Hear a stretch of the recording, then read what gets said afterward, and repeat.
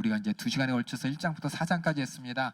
다시 한번 강조드리지만은 성경에 기록된 구원은 어떤 구원이고, 성경에서 얘기하는 믿음은 어떤 믿음이고, 또 성경 말씀에 글로 표현된 우리가 만나야 될 예수님은 어떤 예수님인지 우리가 성경을 통해 알아야 되는데, 많은 사람들이 이미 본 게 있어요. 영화에서 보고 또 누구한테 들은 거, 성경 말씀을 통해 확인한 게 아니라 누가 본 거, 누가 들은 거를 이렇게 그려준 걸 그거 보면서 아, 그런가 보다라고 하면은 한번 이야기가, 한번 어떤 진리가 입을 통해서 전해졌을 때 제대로 전해지면 참 좋은데 오해되고 곡해된 경우가 많이 있습니다. 그래서 여러분들이 성경 말씀을 그대로 보면서 먼저는 복음 믿어요, 복음을 전해요 라는데 복음이 뭔지, 그리고 복음의 주인공인 예수님은 어떤 분이고 예수님은 무엇 하시는 분인지, 더 나아가서 그럼 그 예수를 믿고 받는 구원은 우리가 어디서 구원받는지 우리가 이미 다 들었지만 성경을 통해 다시 한번 확인하는 겁니다. 이미 여러분들이 다 알고 듣고 또 말씀 가운데 깨달은 것들이 있는데 정리가 안 됐기 때문에, 초대교회도 똑같이 항상 귀로만 듣고 사도들로부터 듣고 또 믿음의 선배들로부터 들었지만은 이것을 정확하게 분별할 수 있도록 하나님 마가를 통해서 기록하셔서 마가복음을 통해서 초대교인들이 자신의 믿음을 확인하고 또 예수가 어떤 분인지 자세히 인정했기 때문에 여러분도 그런 시간을 갖는다고 생각하시면서 복음서에 기록된 마태복음도 있고 누가복음도 있고 요한복음이 있는데 마가복음 갖고 될까요? 마가복음 안에 있는 예수가 마태복음, 누가복음, 요한복음을 통해 더 자세히 설명된 거니까 어떻게 합니까? 물어본다면 저는 마가복음이 제일 처음 기록된 복음서예요. 복음서 중에서 제일 먼저 기록되었어요.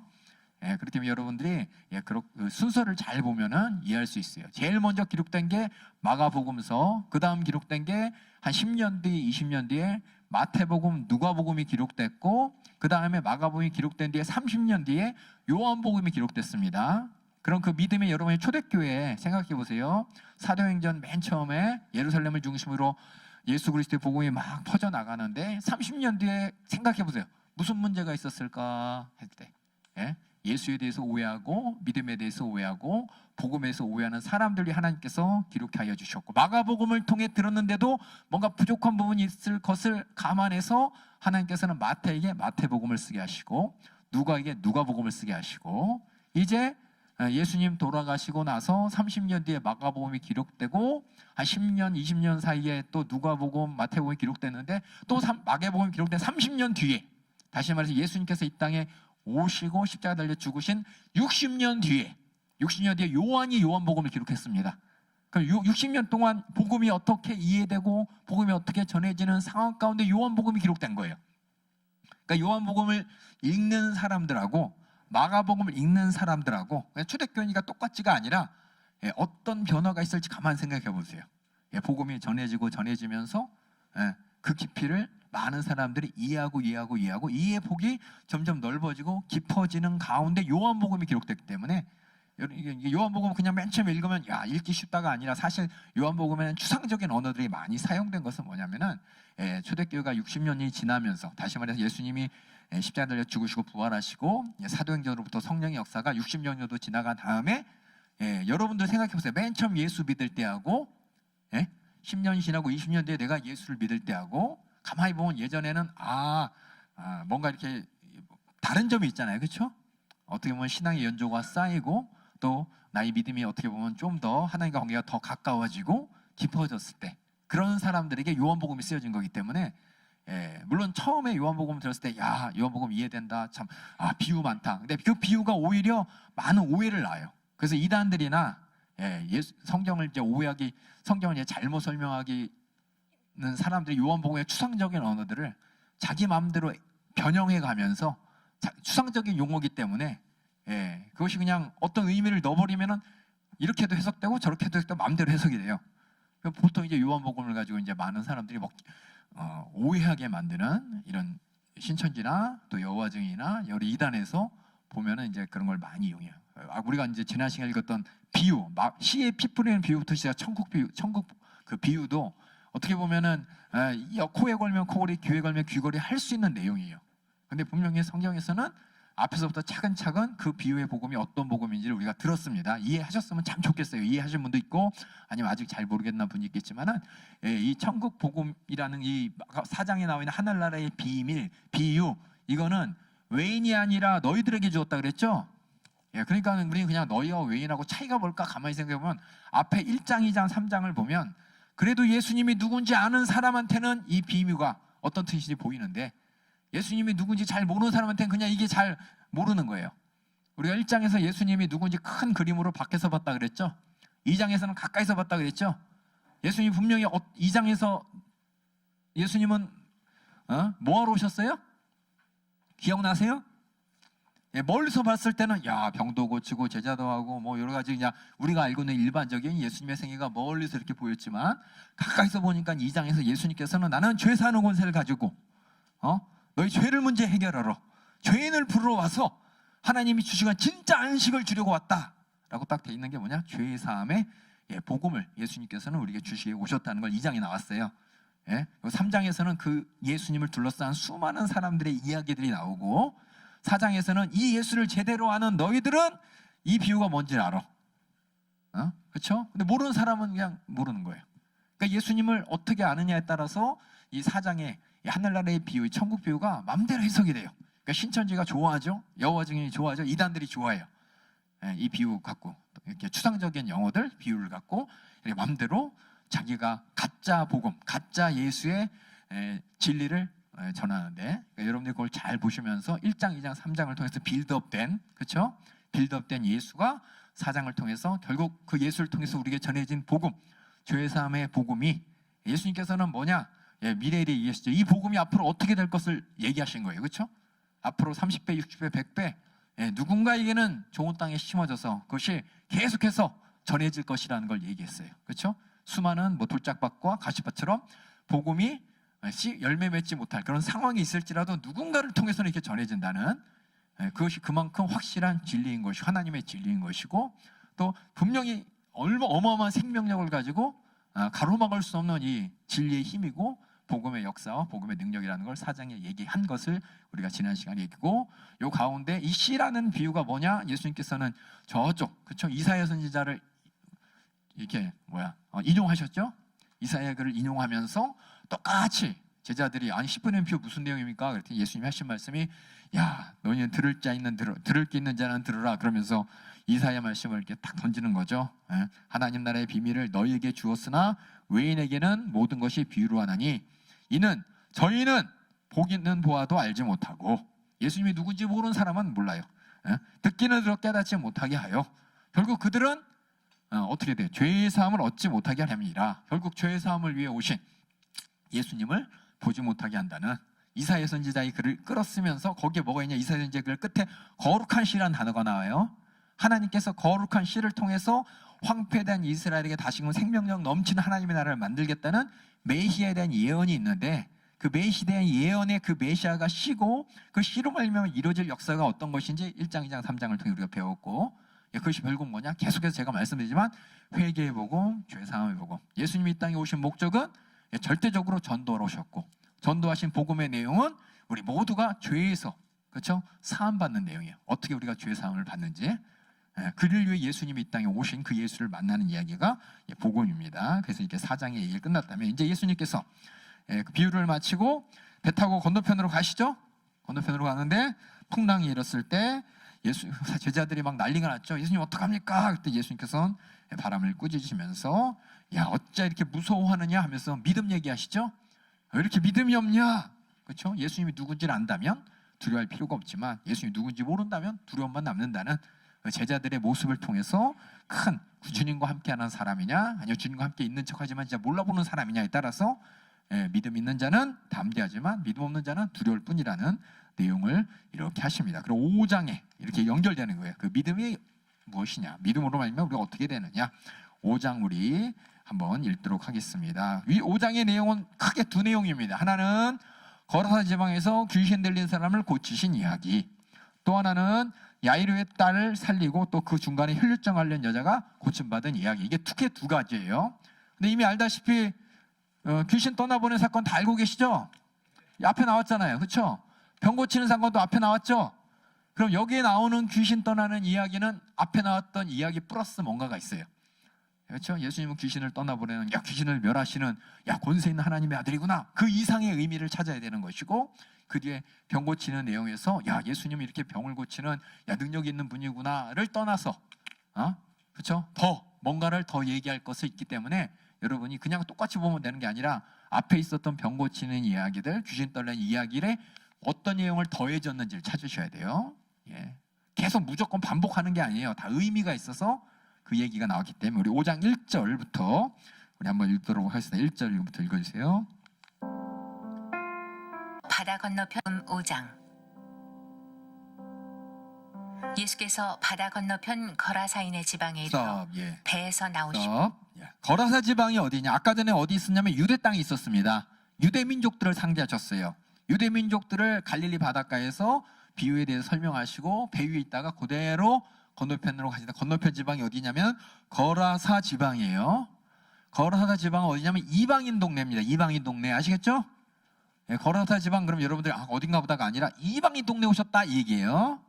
이방인 동네 오신 얘기입니다. 그 얘기 제가 그래서 밑줄을 긋은 거예요. 그다음에 또 계속 배에서 나오심에 그래서 바다 건너편 거라사인의 지방에 이르러 배에서 나오심에 곧 더러운 귀신 들린 사람이 무덤 사이에서 나와 예수를 만나다.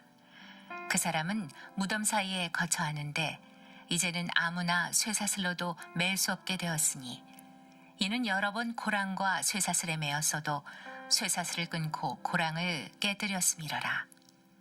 그리하여 아무도 저를 제어할 힘이 없는지라. 밤낮 무덤 사이에서나 산에서나 늘 소리 지르며 돌로 제 몸을 상하고 있었더라. 그가 멀리서 예수를 보고 달려와 절하며 큰 소리로 부르짖어 가로되 지극히 높으신 하나님의 아들 예수여 나와 당신과 무슨 상관이 있나이까. 원컨대 하나님 앞에 맹세하고 나를 괴롭게 마옵소서 하니. 스톱. 여기서 보면은 귀신이 예수님한테 뭐라 그랬어요? 다른 데서는 뭐라 그랬어요? 이 앞에서는 귀신이 예수님한테 당신은 거룩한 자입니다 그랬잖아요. 여기서는 그 유대 땅에서는 귀신이 당신은 거룩한 자입니다 이 얘기했고, 거룩은 누구만 할 수 있어요? 하나님이죠. 하나님의 아들이란 얘기고, 여기서는 이방인 땅에서는 지극히 높으신 하나님의 아들 예수여라고 귀신이 알아봤죠. 그럼 여기서 이제 제가 여러 번 얘기했지만, 여러분 물론 제가 설교 가운데 하신 얘기 기억나는 분도 있겠지만, 여기서 보세요. 지금 우리가 알고 있는 메시아, 그렇죠? 우리가 성경에서 구약에 나오는 하나님은 많은 사람들이 유대 사람들은 우리 하나님이고 이방 민족들의 하나님은 유대인의 하나님이에요. 그렇죠? 너네 신은 저기 너희를 출애굽한 너희가 부른 하나님이고 우리 신은 우리가 섬기는 하나님. 그렇죠? 그러니까 결국 뭐냐면 그 당시에 많은 사람들이 우리 이 예수님을 이 땅에 보내시기로 한 이스라엘 민족들에게 예언하시고 이스라엘 민족들과 함께하는 그 하나님이 진짜 창조주 하나님인 줄 모르죠. 각자 자기 하나님이 있으니까. 근데 귀신의 땅에 왔을 때 귀신은 뭐예요? 귀신도 그렇고 그 당시에 뭐예요? 다 하나님은 이스라엘만의 하나님이지 이방 민족들은 하나님의 이방인으로서 심판당할 존재인 것이고, 그렇죠? 하나님과 배척된 존재들인데 여기에 예수님이 딱 오셨을 때 귀신들이 반응이 뭐였냐면은 큰 소리를 낸 거죠. 뭐라고? 진짜 하나님 아들이라고 이방인 지역에서 귀신이 얘기하는 거예요. 그 말은 뭐냐면 이방인들 지역에서도 뭐냐? 우리 신이 저쪽 신하고 그렇게 평등한 입장이 아니라 예수님은 누구냐면은 진짜 하나님, 창조주 하나님. 그래서 지극히 높으신이란 말이 들었죠. 이게 최상급이잖아요, 그렇죠? 그러니까 우리가 믿는 신들 있고 너네들 믿는 신들 있고 여러 신들 있지만 그 중에서 제일 높은 신이라는 거예요. 제일 높은 신. 그러니까 결국 뭐냐? 우리 하나님, 우리가 지금 예수 그리스도 통해서 믿는 하나님, 2000년 전에는 이스라엘 유대 민족들의 하나님이었을 뿐이지만은 예수님을 통해서 뭐냐? 이방인 지역에 그 하나님이 진짜 하나님인 거를 이제 나타내는 거예요. 이방 땅에서. 귀신들이 먼저 알고 소리치는 거예요. 그래서 우리는 그냥 지극히 높으신 하나님 그랬나 보다라고 하지만 아까 얘기했지만 이방 땅에서 귀신이 그 얘기를 했어요. 아시겠죠? 이방 땅에서 우리나라도 맨 처음에 예수 그리스도의 복음을 전할 때 이거 서양신이라 했다. 서양신, 서양 종교. 그렇죠? 그래서 이 땅에서 배척하고 그런 위정 척사상 뭐 이러면서 배척하면서 대영군 때 막 핍박하고 그랬잖아요. 서양신이라고, 서양 그거 가르침이라고. 근데 똑같아요. 그 하나님이 그 당시 사람들에게는 그냥 저쪽 서양 사람들 신이지라고 했지만 예수님이 이 이방 땅에 왔을 때 그 귀신이 하는 얘기는 뭐냐? 진짜 하나님의 아들이라는 거예요. 그렇게 예수님을 통해서 뭐냐? 우리는 이제 복음을 전해주면서 이방에게 복음이 전했다가 아니라 예수님 때부터 벌써 선언한 거예요. 뭐냐, 이방 땅에도 진짜 하나님의 뭐가 왔냐? 예, 구원이 이루어질 사건을 예수님이 밟아가면서 이루시는 거예요. 그래서 귀신이 소리치는 걸 그냥 귀신이 소리쳤나 보다, 예수님 알아보겠나 보다, 그게 아니라 한번 어디서 그 이방 땅의 거러사 지역에서 예수님이 딱 밟았을 때 귀신이 보면서 아니 저 이스라엘 땅에 하나님 여기 왜 왔어? 이게 아니잖아요. 지극히 높으신 하나님이라고 인정하는 거잖아요. 결국 뭐냐면 이스라엘에게 그 모세를 통해서 율법을 주신 그 하나님, 또 예수님을 오실 것에서 메시아를 소개한 하나님, 그 예수님의 하나님의 아들인 예수님이 땅에 딱 오셨을 때 이 귀신들도 이제 목소리를 통해서 이제 선언되는 거죠. 선언되는 것은 이제 기록한 건 뭐냐면 마가의 목적은 뭐예요? 우리 하나님 진짜 하나님이라는 거죠. 우리 하나님이 진짜 창조주 하나님이지. 세상 사람들은 이방인 하나님, 유대인의 하나님, 뭐 각각 그렇게 각자 하나님 있는 거 아니야라고 하지만 진짜 하나님이라는 게 진짜 하나님. 그래서 우리가 믿는 하나님, 진짜 하나님이고 예수님은 그 하나님이 우리에게 보내신 하나님의 아들이라는 것을 뭐예요? 유대인들께뿐만 아니라 초대교회 이방인들에게도 이렇게 기록하면서 알게 하는 거죠. 무슨 의도인지 아시겠죠? 진짜 제가 말을 못해서 죄송하지만 여러분은 잘 이해했으니까 설명하셔야 돼요. 그러니까는 우리는 그냥 당연히 하나님이라고 하지만 복음이 전해지기 전에 기독교를 바라보면서 지금도 마찬가지. 너네 하나님이잖아요. 우리 하나님 따로 있고. 근데 귀신은 뭐예요? 소리 지르면서 진짜 하나님의 아들이라고. 그러니까 복음서를 통해서 우리가 믿는 하나님은 제가 항상 말씀드리죠. 종교가 아니에요. 우리 종교가 아니라 창조주 하나님, 이제 인류를 죄에서 구원하시기 위해 아들을 보내신 참 하나님, 그 하나님 말씀을 우리가 읽고 그 하나님의 아들을 우리가 믿는 겁니다. 그 다음 읽어주세요. 이는 예수께서 이미 저에게 이르시기를 더러운 귀신아 그 사람에게서 나오라 하셨습니다. 잠깐. 그래서 그 지극히 높으신 하나님, 당신이 나와 무슨 상관이 있습니까? 그 얘기잖아요. 예수님 오시기 전에는 전혀 이스라엘의 하나님이 이방인하고 상관 안 했잖아요. 그렇죠? 그냥 내버려 뒀잖아요. 근데 예수님이 오시니까 그 귀신이 아니 여태까지 이쪽은 당신은 하나님이 역사하시고 하나님 말씀하시고 하나님 백성 잡는 건 저쪽인데 왜 여기 와갖고 난립니까? 이 말이죠. 당신이 나와 무슨 상관입니까? 원컨대 하나님 앞에 맹세하고 나를 괴롭게 하지 마소서. 그렇죠? 이 말 뜻이 무엇인지 여러분이 그냥 그랬나 보다가 아니라 상황을 통해서 이해하셔야 됩니다. 그 다음 읽어주세요. 이에 물으시되 네 이름이 무엇이냐?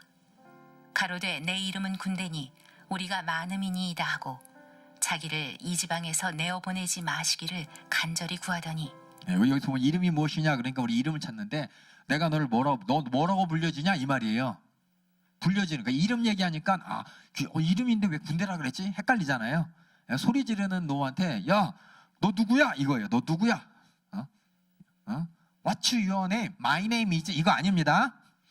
아시겠어요? 귀신이 이름이 없잖아요. 그렇죠? 너의 정체는 뭐냐? 이 말이에요.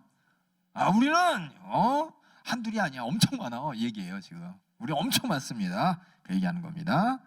그래서 귀신의 역사는 이렇게 엄청난 귀신이 귀신 들린 자를 지배하고 있었다는 걸 얘기하는 겁니다. 그다음 읽어주세요. 마침 거기 돼지의 큰 떼가 산 곁에서 먹고 있는지라. 조금씩 핀트가 나타나죠. 10절에서 다시 자기를 이 지방에서 내어보내지를 간절히 구하더니, 그렇죠? 그동안 거기가 자기 나와버리잖아요. 세상 말로. 그렇죠? 이방인 땅이니까 귀신이 나와버리잖아요. 그러니까 우리 쫓아내지 말고 우리 나와버리 지킬 수 있도록 건드지 마세요. 그러면서 이제 차라리 우리를 저 돼지 떼에게 들어가게 해요. 이렇게 말도 안 되는 부탁을 하죠. 예수님께서 그래라 얘기했습니다. 13절 읽어주세요. 하여 가로되 우리를 돼지에게로 보내어 들어가게 하소서 하니 허락하신대 더러운 귀신들이 나와서 돼지에게로 들어가니 거의 2,000마리 되는 떼가 바다를 향하여 비탈로 내리더라 바다에서 몰사하거늘 치던 자들이 도망하여 읍내와 촌에 고하니 사람들이 그 어떻게 된 것을 보러 와서 예수께 이르러 그 귀신 들렸던 자 곧 군대 집혔던 자가 옷을 입고 정신이 온전하여 앉은 것을 보고 두려워하더라. 이에 귀신 들렸던 자의 당한 것과 돼지의 일을 본 자들이 저에게 고하매 저희가 예수께 그 지경에서 떠나시기를 간구하더라. 떠나기를 간절히 두려워서 떠나기를 간구했대요. 그렇죠? 예, 그들은 예수님이 누군지 모르죠. 그냥 나타나는 현상만 보면서 야, 귀신이 그냥 200마리한테 들어가가지고 저렇게 귀신이 다 몰살했대. 이거 처음 보는 거죠, 그렇죠? 예, 영적인 사건을 그들이 처음 보고 더 나가서 귀신이 떠나가는 사건도 처음 보고, 그들은 귀신에 지배당하는 시대잖아요, 그렇죠? 근데 예수님이 떠나라니까 귀신이 막 떠나가지고 저 돼지떼한테 가고 돼지떼는 다 그냥 몰살해 버리고 막 두려움에 벌벌 떠는 거예요. 왜냐하면 그들은 뭐 그 귀신이 사실 자기네들이 어떻게 해볼 수 없는 자신들의 어떤 주도권을 가진 어떤 영적 존재이지, 그들이 막 쫓겨나가고 막 이런 걸 보니까 겁나가지고 두려워하는데, 그러면서 하는 얘기가 뭐냐? 제발 우리 동네 떠나달라고. 여러 가지 두려운 것도 있겠지만은 또 뭐예요? 그 두려움 가운데는 예수님이 만약에 안 들어가고 한 바퀴 돌아요, 그 동네. 무슨 일이 날까요? 예수님이 이렇게 한 바퀴 돌아, 그 동네부터 다른 동네까지. 그럼 어떻게 될 것 같아요? 돼지란 돼지는 다 죽겠죠? 예? 그러면 이제 자기네들 폭삭 망하는 거잖아요. 그죠? 그런 것도 생각하면서 이방인들이 예수님도 모르고 예수님 나타난 이 귀신 떠난 사건도 모르고 당장 나타난 눈의 현상은 야, 뭐 귀신이 막 떠나가서 돼지한테 가고 돼지 다 몰살해서 죽고, 만약에 예수님이 한 걸음 한 걸음 그 동네 한 바퀴 돌면은 소가 돼지가 자기 갖고 있는 거 어떻게 될지 모르는 그런 물질적인 손해와 영적인 그 두려움이 합해서 제발 떠나달라고 간구합니다. 그때 예수님이 18절 읽어주세요. 예수께서 배에 오르실 때 귀신 들렸던 사람이 함께 있기를 간구하였으나 허락지 아니하시고 저에게 이르시되 집으로 돌아가 주께서 내게 어떻게 큰 일을 행하사 너를 불쌍히 여기신 것을 내 친속에게 고하라 하신대. 여기서 보면 예수님이 1장, 2장, 3장을 통해 우리가 예수님이 병든 사람들, 귀신 떨리는 사람들 어떻게 상대하시는지 봤죠? 어떻게 했어요? 그들한테 뭐라 그랬어요? 쉿 했잖아요. 쉿.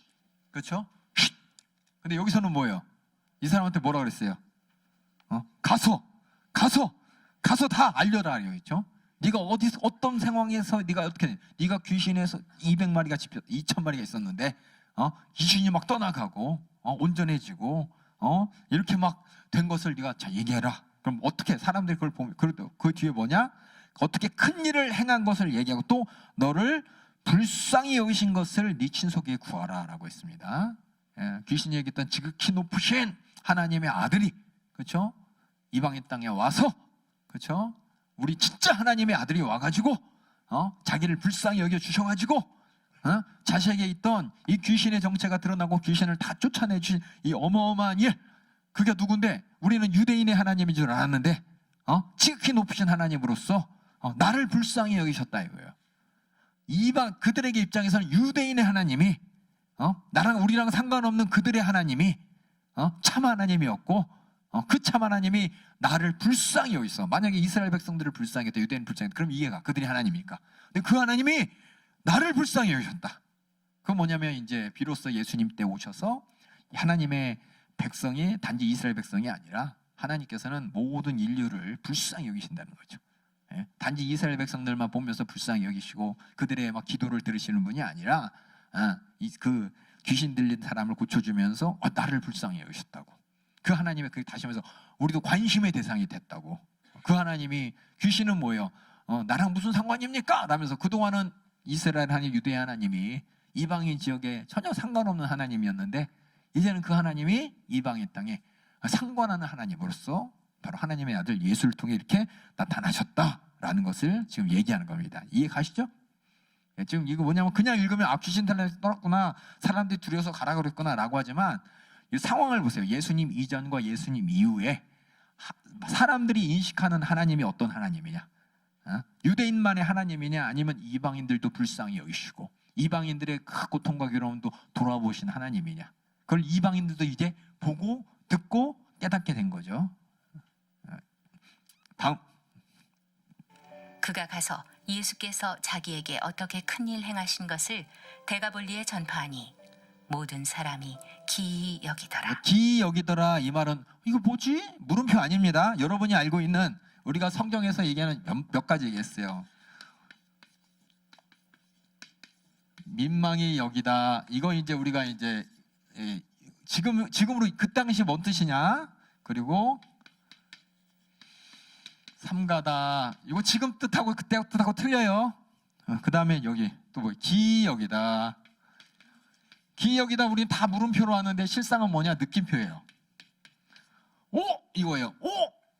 신기하다는 거야. 기이하다. 왜 그러지? 그게 의심이 아니라 어떻게 그럴 수 있지? 기이하다는 그겁니다. 아시겠죠?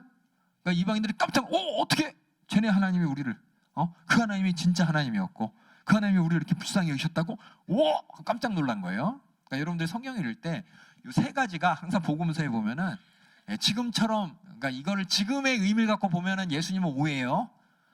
예수님 불쌍히 여기시는 분이고 예수님 항상 무조건 잘 생각하라고요. 항상 우리한테 성경에 보면 우리가 생각하라고요. 생각을 우리 신앙생활하는 거 그냥 무조건 믿어 아니에요. 생각하고 결론을 내리고 내가 인정해야 돼요. 그리고 기억이다.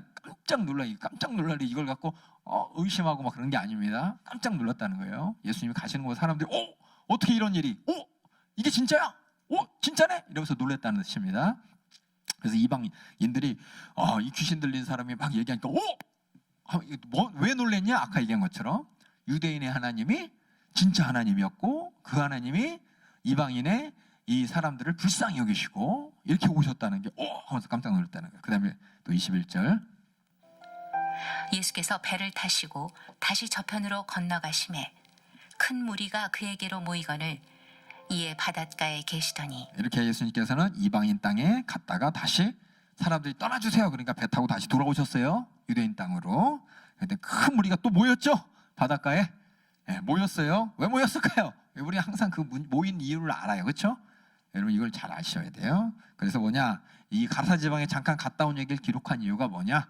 아까 예수님께서 누구냐? 예수님이 일하시는 또 예수님께서 상대하는 사람들의 범위가 단지 유대인뿐만 아니라 이방인들도 예수님을 알아야 돼. 지극히 높으신 하나님의 아들로 알아야 되는 것이고 이방인들도 그 하나님은 그런 권세를 가졌구나라고 이제 깨닫게 된 거죠. 예수님이 이제 어떤 분인지 예수님께서는 유대인만 상대한 거 아니라 이방인들에게도 자신을 나타내셨고 하나님은 그렇게 모든 사람들이 예수님을 만나기를 원하셨다는 것을 예수님 생애 가운데 직접 보여주셨습니다. 근데 그들은 두려웠어요. 왜? 믿음이 없어서 두려우니까 떠나주세요 이렇게 했단 말입니다.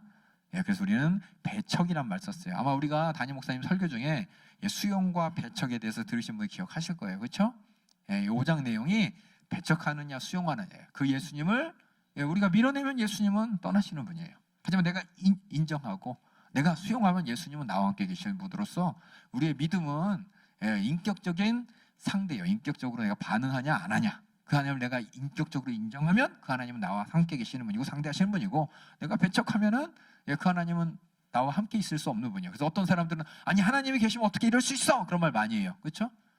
그 하나님을 그 예수님을 내가 배척했으면서 괜히 예수님 탓해. 그렇죠? 내가 수용 안 해갖고 하나님이 나와 함께 예수님이 나와 함께 계셔서 함께 나를 나의 모든 불가능한 문제 이런 것들을 해결해 주시고 또 나에게 평안의 길을 인도하신다고 내가 믿지 않았으면서 괜히 그냥 불만불평을 하나님께 쏟아내는 사람들이 그렇죠? 하나님 있다면 어떻게 이럴 수 있어? 그렇죠? 하나님이 네가 수용 안 했으니까 네가 배척했으니까 하나님이 너에게 은혜를 베풀 수 없는 거죠.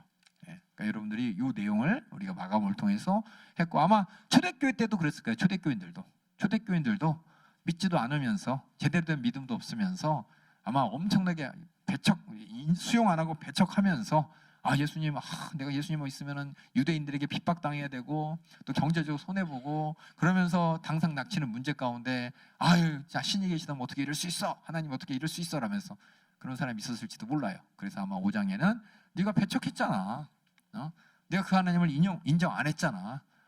그러니까 함께 계시지 못하는 거지. 라고 이렇게 깨달았겠죠. 그 다음에 이제 야이로의 딸 우리 혈증 앓는 여인 회당장 중 하나인 야이로라 하는 이가 와서 화면 예수를 보고 발 아래 엎드리어 많이 간구하여 가로되 내 어린 딸이 죽게 되었사오니 오셔서 그 위에 손을 얹으사 그로 구원을 얻어 살게 하소서 하거늘 이에 그와 함께 가실새 큰 무리가 따라가며 애워싸 밀더라. 12해를 혈루증으로 앓는 한 여자가 있어 많은 의원에게 많은 괴로움을 받았고 있던 것도 다 허비하였으되 아무 효험이 없고 도리어 더 중하여졌던 차에 예수의 소문을 듣고 무리 가운데 섞여 뒤로 와서 그의 옷에 손을 대니 이는 내가 그의 옷에만 손을 대어도 구원을 얻으리라 하밀러라. 이에 그의 혈루 근원이 곧 마름에 병이 나은 줄을 몸에 깨달으니라.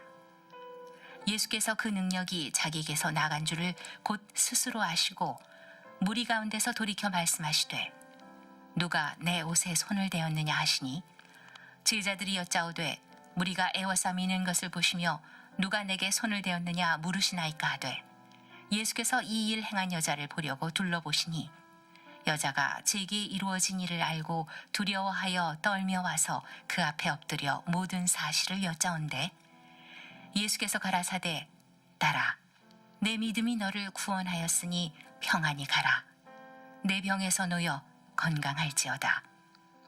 아직 말씀하실 때 회당장의 집에서 사람들이 와서 가로되 당신의 딸이 죽었나이다.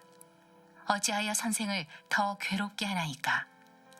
예수께서 그 하는 말을 곁에서 들으시고 회당장에게 이르시되 두려워 말고 믿기만 하라 하시고 베드로와 야고보와 야고보의 형제 요한 외에 아무도 따라옴을 허치 아니하시고 회당장의 집에 함께 가사 헌화함과 사람들의 울며 심히 통곡함을 보시고 예, 여기 보면은 헌화 있죠, 헌화.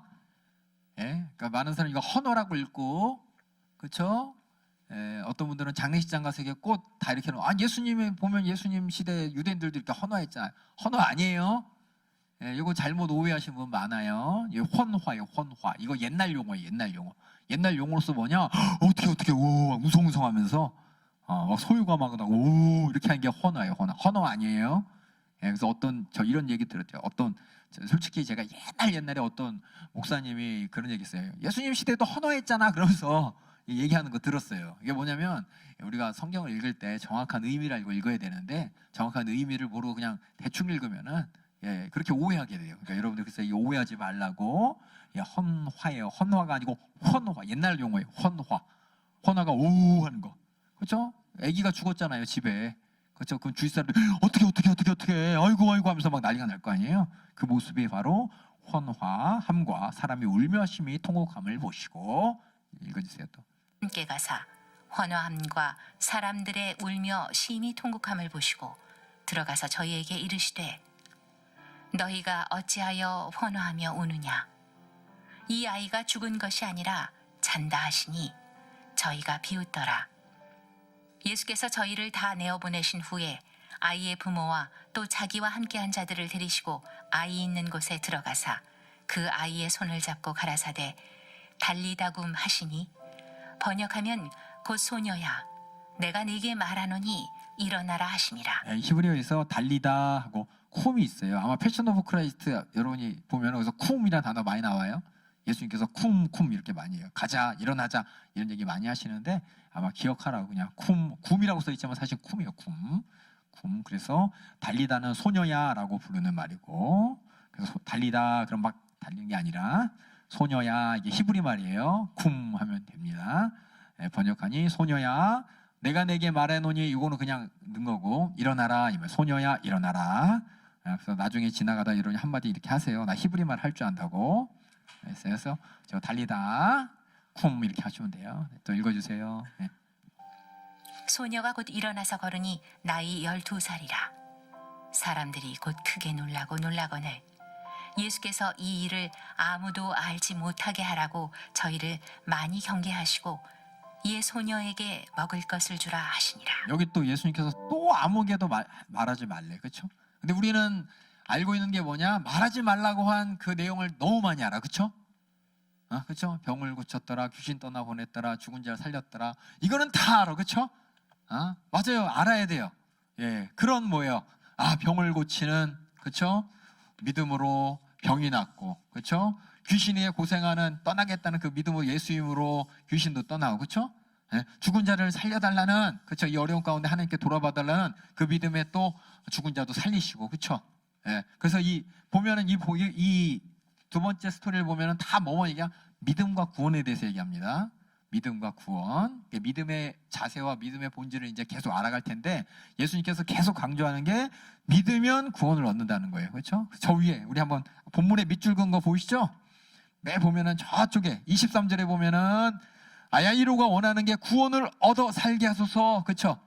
우리 애기가 아파요. 그렇죠? 병에서 일어나게 해주세요.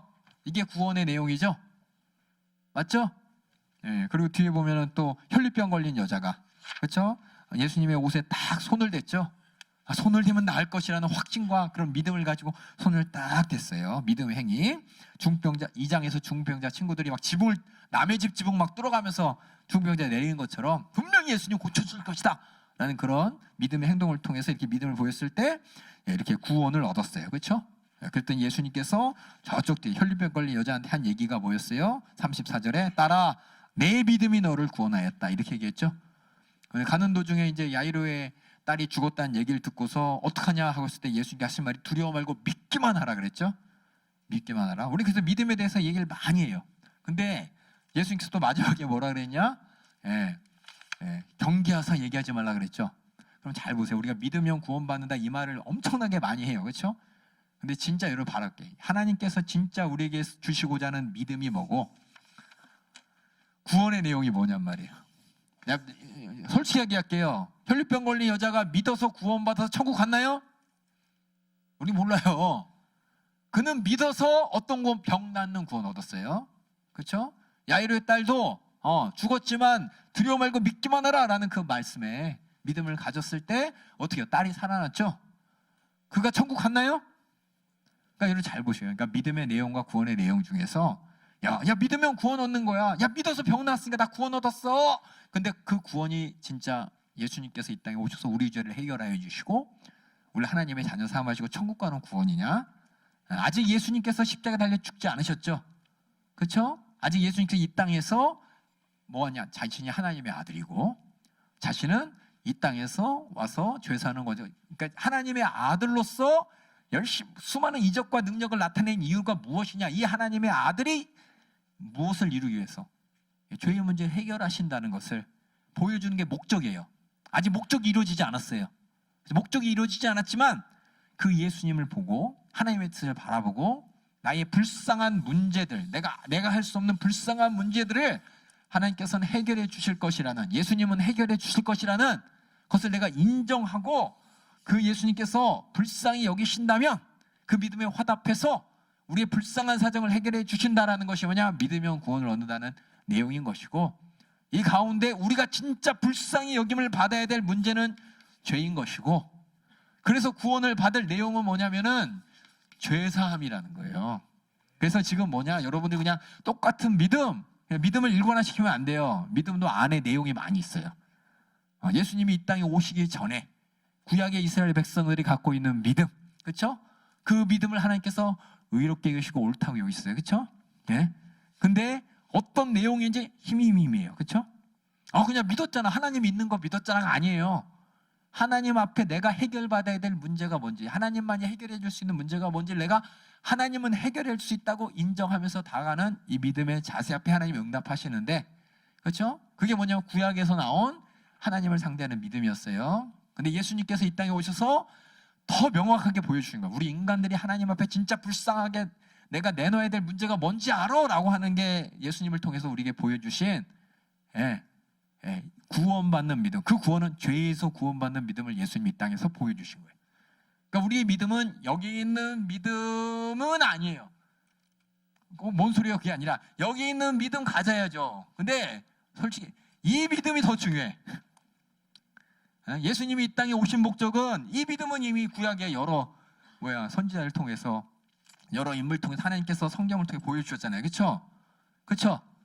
예수님을 통해서 우리가 하나님을 통해서 믿음 가운데 우리가 받았던 수많은 구약 인물들의 구원의 내용이고, 예수님을 통해서 진짜 하나님이 우리에게 주시고자 하는 이스라엘 백성을 부르고 이스라엘 역사를 통해 율법을 주시고 그 가운데 그들의 역사를 통해 인간의 불가능한 사정을 보여주시고 이 죄에서 구원받는 그 믿음이 처음부터, 만약에 이거 지금부터는 제 얘기예요, 제 얘기.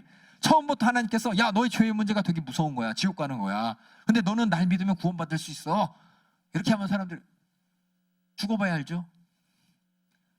아니 생각해 보세요. 하나님께서 우리 인간들에게 죄의 문제를 해결해 주시기 위해서 너 죄인이기 때문에 죽어, 그래서 넌 구원받을 수 있어, 나 믿으면 돼, 내가 너에게 준 약속 믿으면, 이렇게 얘기했어요. 그럼 여러분들이 믿을 수 있는 근거가 있어야 될 거 아니야. 죄송해요, 제가 갑자기 흥분해가지고. 그렇죠? 어떤 사람이 와가지고 나 믿어, 나 못 믿어 이렇게 얘기하잖아요. 믿을 근거가 있으면 믿지. 근데 이렇게 차곡차곡 어떤 뭐예요? 믿음의 근거. 야 믿으니까 병이 났어. 야 믿으니까 귀신이 떠나갔어. 야 믿으니까 살기도 했어. 그럼 그 하나님께서는 야 우리 죄의 문제도 해결해 줄 수 있어 라는 것까지 예수님을 통해서 우리에게 그 믿음을 보여주시게, 믿음을 갖게 하시려고 예수님이 이 땅에 오셨어요.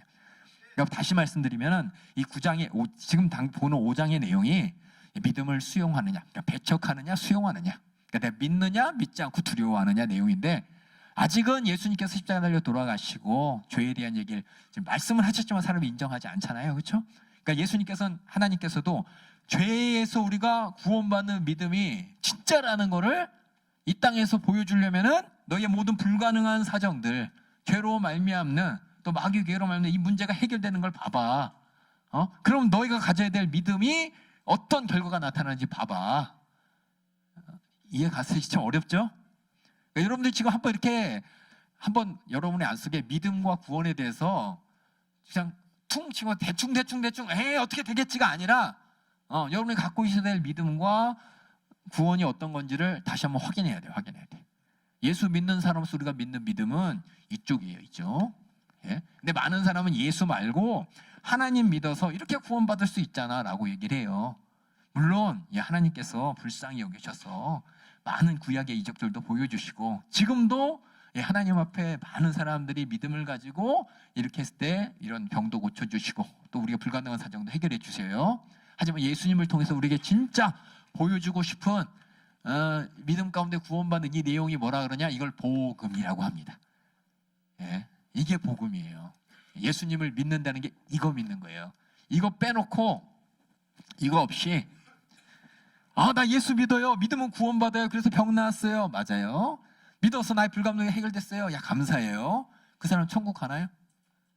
이 땅에서 문제는 해결됐지만 진짜 우리가 해결될 문제를 아직 발견 못한다면 그 사람은 말로는 예수 믿는다고 하지만 진짜 어쩌면 예수님 이 땅에 오신 목적을 모르는 사람이에요. 예수를 모르는 사람이에요. 그냥 하나님이라는 걸 예수라는 이름을 싹 바꿔놓고서 하나님 전지전능하시잖아요. 하나님은 사랑의 하나님이잖아요. 하나님 우리를 불쌍히 여기시잖아요. 나 가난해요, 도와주세요, 아파요, 고쳐주세요. 거기서 끝난다면은 그 사람은 이 땅에서 하나님이 참 불쌍히 여기셔서 하나님이 할 수 있다는 그 믿음을 보시고 병도 고쳐주시고 귀신도 떠나보내주시고 이 땅의 불가능한 사정을 해결해 줄 수 있지 모르지만은 내 죄가 해결됐다는 증거가 아니에요. 무슨지 아시겠죠? 그래서 우리가 예수 믿는 목적은, 물론 구약시대 하나님께서는 이 얘기도 하셨어요. 근데 사람들은 요거에 대해 무관심해. 이 육신의 문제에만 관심이 있기 때문에 하나님께서는 지금 이 문제를 얼마나 확실한지 근거들을 하나하나 예수님을 통해 보여주시는 거예요. 하나님의 아들이기 때문에 그 권세를 가지고 이런 일을 할 수 있는데, 근데 복음 안에 예수님이 진짜 오신 목적은 뭐라 그랬지? 2장에 죄의 문제를 해결해 주러 오셨다는 거잖아요.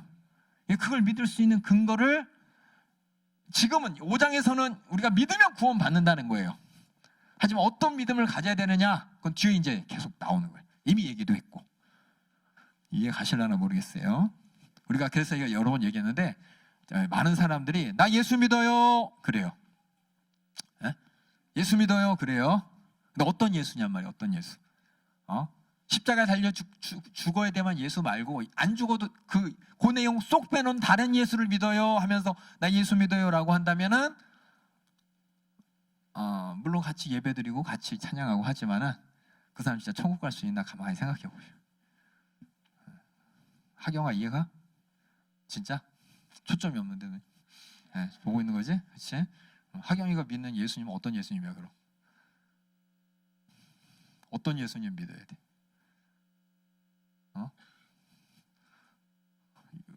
어떤 예수님? 요것만 있으면 충분해? 요거까지 같이 하셔야 돼, 같이. 요것만이 아니라 전체적, 그렇죠? 이 이상의 우리의 믿음을 주시는 예수님을 믿고, 그렇죠? 단지 여기서만 구원받았으니까 끝이 아니라 그래서 우리는 죄사함 받을 수 있다는 확실한 구원도 확증할 수 있는 거예요. 그래서 우리가 항상 그래요. 믿으면 구원받는다. 끝나. 근데 잘 생각해 보세요. 내가 갖고 있는 믿음이 어디까지의 믿음인지. 예수님 없어도 되는 믿음이 혹시 아닌가? 이 믿음이 예수님까지 확장돼야 돼. 그래서 예수님이 이 땅에 오시고 구약의 모든 사건들, 모든 믿음의 그 아브라함도 그렇고 다윗도 그렇고 그 믿음의 조상들, 믿음의 그 이하와들이 예, 결국 하나님께서 보실 때, 야, 나의 불가능한 사정을 하나님이 해결해 줄 수 있습니다. 하나님은 의지합니다라는 그것을 보여줬어요. 근데 진짜 우리에게 너가 진짜 불쌍히 여길 문제가 뭐고, 진짜 하나님한테 해결받아야 될 문제는 이거야라고 가르쳐 주신 게 예수님을 통해서 우리에게 주신 복음입니다. 복음의 내용. 이거는 근데 많은 사람들이 이거 제대로 구분 못하는 사람 많아요. 제가 설명을 잘 못했지만 여러분이 아마 알아들으셨을 거예요. 대부분 예수 믿는 사람들, 신앙생활 한다는 사람들한테 물어봐봐. 어떤 믿음이냐고. 다 믿으면 구원받지, 성경에 써 있잖아. 봐봐, 믿으니까는 병도 낫고 귀신도 떠나가는 거, 야이로의 딸도 살아나고 혈류병 걸린 자가 낫고. 야, 근데 그 사람 진짜 천국 갔나 물어봐. 믿으니까 천국 갔겠지? 왜? 여기 믿었다고 얘기했잖아, 성경에. 그래서 진짜 천국 갈. 그러니까 여러분 이런 아마 질문을 스스로 해본 적이 없을 거야 아마. 그렇죠?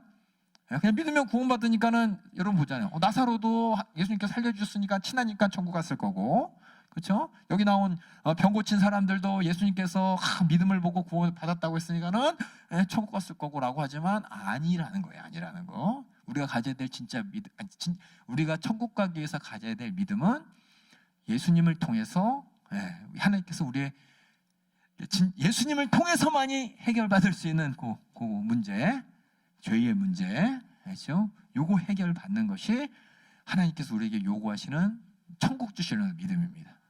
육신의 때만 그냥 하나님의 은혜 받고 하나님 감사합니다 끝나는 것이 아니라 내 인생이 마감돼서 하나님 옆에 갔을 때 나의 죄가 정말 회개함으로 믿음으로 회개해서 죄사함 받아서 내가 천국이라는 영생이라는 구원을 얻을 것이 되기를 바래서 복음서를 기록한 겁니다. 요거 잘 생각해 보세요.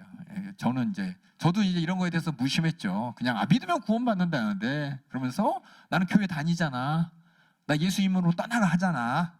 그럼 뭐 구원받는 거 아니야? 어차피 나 천국 가는 거 아니야? 그런데 예수님 이 땅에 오신 목적은 그런 불가능한 사정을 해결해 주시는데 가장 불가능한 진짜 해결해 주고 싶은 문제는 죄의 문제였다는 거. 그건 하나님께서 예수를 통해 해결해 주신. 그래서 수많은 구속의 역사가 있는 것이고 메시아가 있다. 근데 아직 뭐냐? 지금 볼게요. 지금 예수님 당시에 지금 사람들은 몰라. 아직 몰라요. 언제까지 모르냐? 성령이 임하실 때까지 확실히 몰라요. 예수님한테 들었지만은 제대로 몰라. 성령이 임하신 다음에 비로소 야, 정말 하나님께서 우리를 위한 구속의 계획이.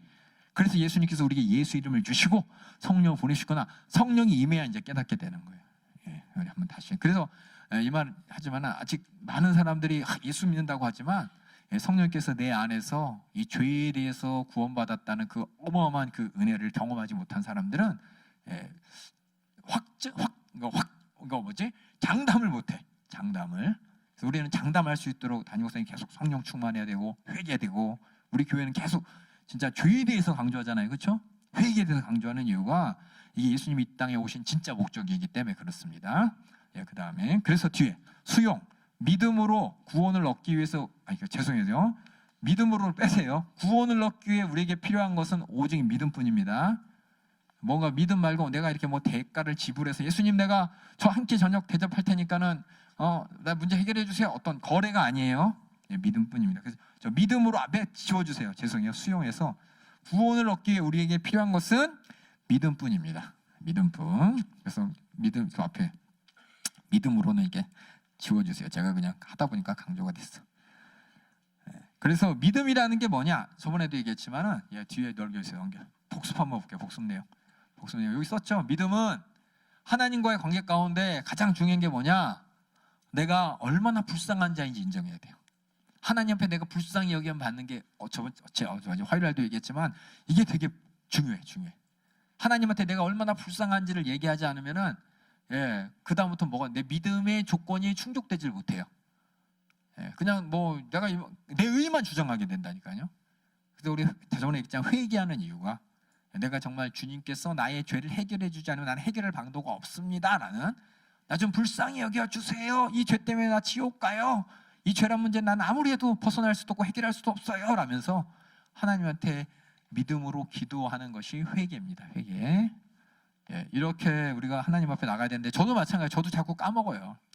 제가 얼마나 하나님 앞에 은혜, 이거에 상당하는 말이 이제 은혜죠. 은혜. 하나님의 은혜로 내가 살고 있으면 자꾸 까먹어서 뭐냐? 나는 그래도 이만큼 했는데 그래도 이 정도면 됐는데, 그래도 이 정도면 아니야 라면서 나도 모르는 사이에 은혜를 잊어버리고 하나님 앞에 내가 얼마나 불쌍한 존재인지를 망각하는 거예요. 그러니까 뭐냐? 예배 안 드려도 돼, 그렇죠? 기도 안 해도 돼, 그렇죠? 하나님 말씀에 그냥 뭐 들어도 되고 안 들어도 돼. 내가 담임 목사님 맨날 살려고 기도해 이러잖아요, 그렇죠? 살려고. 그게 뭐냐? 내가 불쌍히 한 걸 인정해야 돼, 하나님 앞에. 하나님께서 나를 살려주지 않으면 나는 지옥 갈 짬이라는 걸 항상 뭐냐? 가지고서 내가 구원받았다는 걸 항상 내가 기억하면서 내가 이렇게 살아야 되는데 자꾸 이거 잊어버려요. 머릿속은 들어서 알아요. 담임 목사님 말씀도 듣고 또 우리가 예배 시간에 듣고 기도하니까 기도도 하고 하는데 자꾸 이거 잊어버려요. 이 땅에 살면. 이 땅에서는 그러면 사람들이 무시하잖아요. 세상에서 뭐예요? 제일 만만한 사람이 뭐예요? 목소리 안 내는 사람이잖아요. 가만히 있으면 그냥 보자기인지 그냥 막 무시하잖아요. 그러니까는 나도 그렇게 되기 싫으니까 일상 인정하려고 내 목소리 내고 내 잘난 거 드러내야 되고 내 자랑 드러내고 이게 이제 교회까지 들어와서 그런 모습이 막 하나님 앞에서 이렇게 나오면서 불쌍히 여김받았던 은혜도 잊어버리고 또 기도할 때 내가 얼마나 무서운 죄인이도 잊어버리고 세상 가운데 얼마나 죄에 그냥 뒤덮여져가지고 떼굴떼굴 구르다 교회 왔는데도 그냥 나는 예배 드리러 왔으니까 그래서 뻔뻔하게 예배 드리고 아니면 뭐 오늘 예배 안 드리고 다음에 예배 들지 뭐 그러고 뭐 지옥 가긴 싫은데 나는 불쌍하게 내가 불쌍하다는 사실을 몰라. 지옥 가기는 싫어. 근데 내가 지옥 갈 만큼 불쌍한 자라는 걸 몰라. 인정 안 하려 그래. 그러니까 우리가 이 마음속에 뭐냐? 믿음이 없는 거예요. 믿음이 없는 게 그냥 이게 아니라 하나님과 관계 가운데 내가 정말 불쌍한 자라는 걸 잊어버리는 순간이 뭐냐? 믿음이 없는 거예요. 믿음. 그래서 만약 여기 나온 자도 이 야이로가 참 끝났다. 불쌍한 자라는 걸 자기가 인정하고 내 딸이 이렇게 죽게 된 거 참 불쌍한 일인데 예수님 좀 어떻게 해주세요 이렇게 매달려야 되는데 그냥 끝내버렸어. 예수님은 이건 못하시는 분, 어차피 안 되는 분, 예수님도 인정 안 한 그 순간 예수님께서 두려워 말고 믿기만 하라고.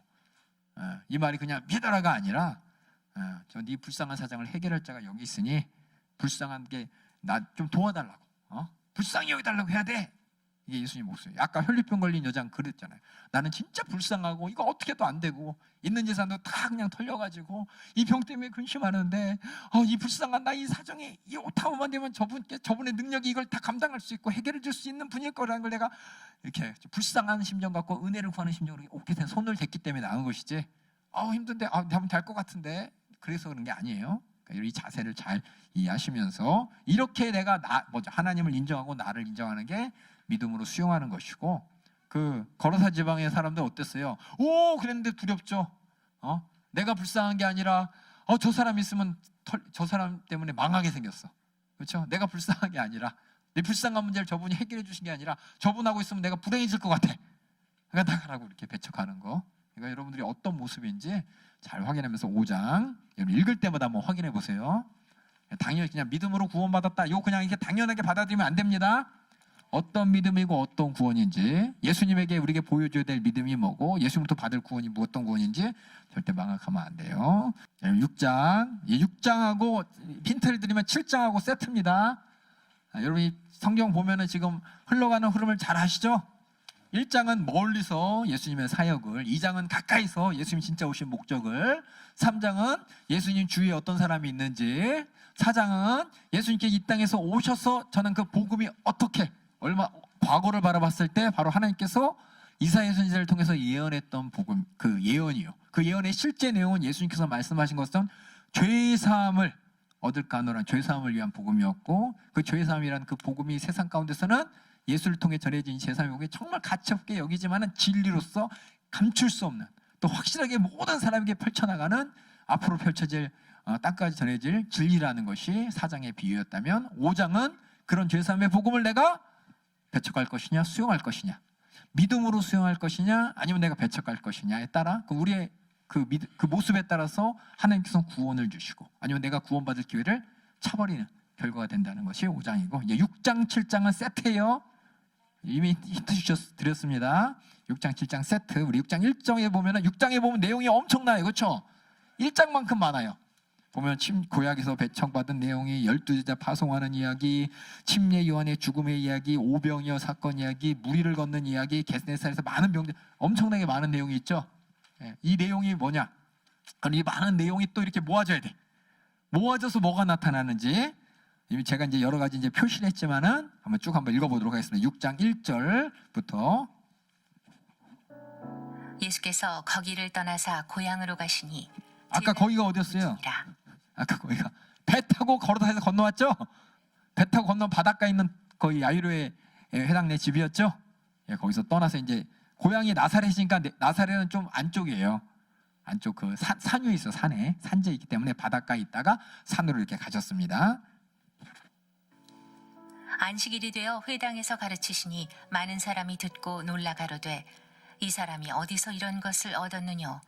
이 사람의 받은 지혜와 그 손으로 이루어지는 이런 권능이 어찌 됨이뇨? 이 사람이 마리아의 아들 목수가 아니냐? 야고보와 요셉과 유다와 시몬의 형제가 아니냐? 그 누이들이 우리와 함께 여기 있지 아니하냐? 하고 예수를 배척한지라. 예수께서 저희에게 이르시되 선지자가 자기 고향과 자기 친척과 자기 집 우회에서는 존경을 받지 않음이 없느니라 하시며 거기서는 아무 권능도 행하실 수 없어 다만 소수의 병인에게 안수하여 고치실 뿐이었고 저희 믿지 않음을 이상히 여기셨더라. 이에 모든 촌에 두루 다니시며 가르치시더라. 예수님이 가는 것보다 병자들, 귀신들이 덜때처럼 모여드는데 이상하게 고향에서는 안 그래. 저 신기하죠? 참 신기하다가 아니라 예수님께서 뭐라 그랬어요? 선지자들이 다 그랬어 라고 했죠. 선지자들은 항상 고향에서 이렇게 존경받지 않았어. 여기 보면 성경이 어려운 게 이중부정이에요. 이중부정. 부정을 2번 했는데 여기 보면 선지자가 자기 고향과 자기 친척과 집 외에서는 존경을 받지 않음이 없느니라. 어렵죠? 그거 뭐냐면 결국 집에서는 존경 못 받지만 밖에서만 존경받더라 이 얘기를 어렵게 얘기했지만 그 얘기예요. 그래서 예수님을 배척하는 고향 사람들 그리고 저를 믿지 않죠. 왜냐하면 예수님의 친척들도 그랬잖아요. 앞에 그렇죠? 예수님의 친척들도 예수님이 하신 그거보다는 권위자의 말에 의지해서 야 예수님이 저렇게 막 능력 나타내는 거 귀신이랑 바알세불 힘든 거를 말리러 막 왔잖아요. 그렇죠? 이것처럼 가까운 사람들이 그렇죠? 예수님이 30년 동안 우리가 똑같은 인간으로 사셨다는 게 사실입니다. 어느 날 갑자기 짠 나타나는 게 아니라 우리가 똑같은 인간으로 사셨어요. 똑같이 참 인간이셨어요. 그러니까는 갑자기 막 하나님의 아들의 능력과 권세로 사역한 사람들이 몰라보는 거야. 특히 고향 사람들은 이해가 안 가는 거예요. 원래 항상 그래 고향 사람들은 그렇죠? 솔직히 할게요. 저도 우리 연세중학교에서 이제 자랐잖아요, 그렇죠? 여기 궁동에서 오신 분들은 제가 목사로 보여요. 그렇죠? 근데 저기 예전에 계신 분들이나 저랑 같이 이렇게 같이 이제 자라났던, 같이 농구했던, 보면은 목사님이라고 부르지만은 진짜 목사님처럼 안 보고 그냥 마른 목사님이지만 아마 그렇다고 저도 알아요. 원래는 사람은 그래, 사람이 그래요. 저도 인정해요. 제가 옛날에 워낙 그렇게 막 살아가지고 그렇게 인정해요. 저는 막 살았지만 예수님 막 살지 않았습니다. 예수님은 하여튼 고향에서 이렇게 가까운 사람들한테 배척당하셨던 예수님 보니까는 선지자들처럼이라고 제가 썼죠. 선지자들처럼. 그럼 예수님께서 여기 성경에 보면 회당에서 매일 가르치셨다 이런 얘기 많이 하시잖아요. 그렇죠? 회당에서 뭘 가르치셨을까요?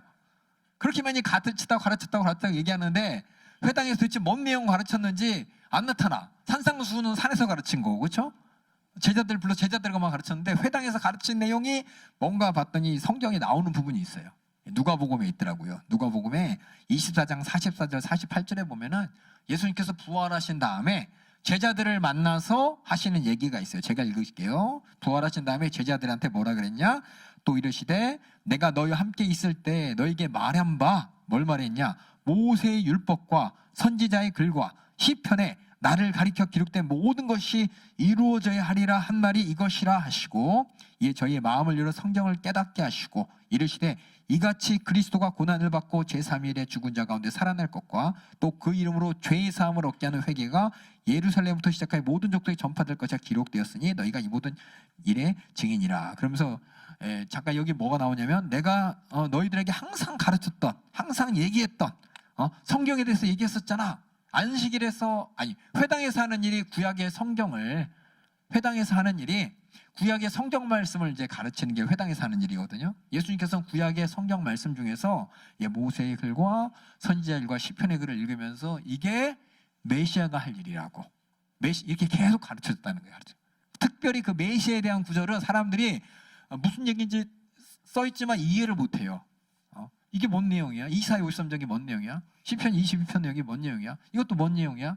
그러면서 자기 마음대로 해석하고 이렇게 진짜 내용이 뭔지 모를 때 예수님이 그 내용은 이 내용이라고 이렇게 직접 가르쳐 주셨어요. 사람들이 저 사람 어떻게 이렇게 자신 있게 저걸 다 가르치지? 놀랬지만은 결국은 이해를 못한 거죠. 이해 못한 거죠. 다 뭐냐? 그리스도의 예언이고 그리스도의 고난과 죽음이고 예수님이 이 땅에 오신 목적에 대해서 예수님이 회당에서 다 가르쳤어요.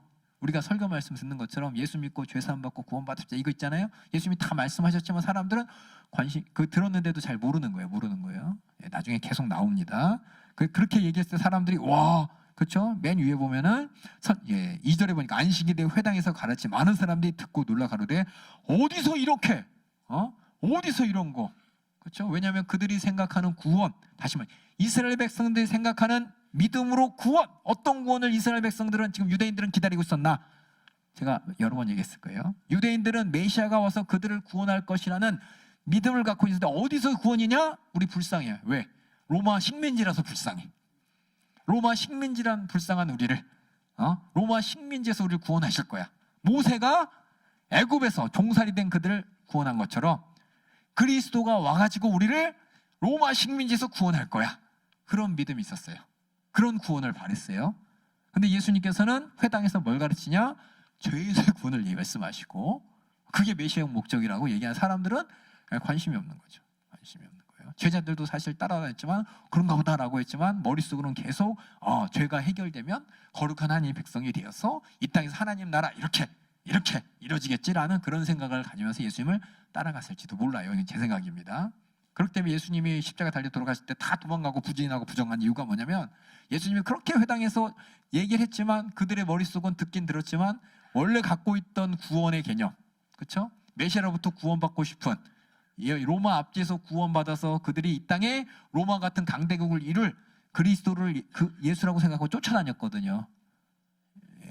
그러니까 그런 얘기를 예수님이 하실 때 사람들이 로마 압제에서 우리를 구원하는 그리스도에 대한 예언입니다. 그럼 사람들이 오 하고 들을 텐데 기대했던 내용이고 그들이 그렇게 예상했던 메시아의 사역이라고 들었는데 예수님은 그런 얘기를 안 한 게 아니라 죄에서 구원 얘기하시고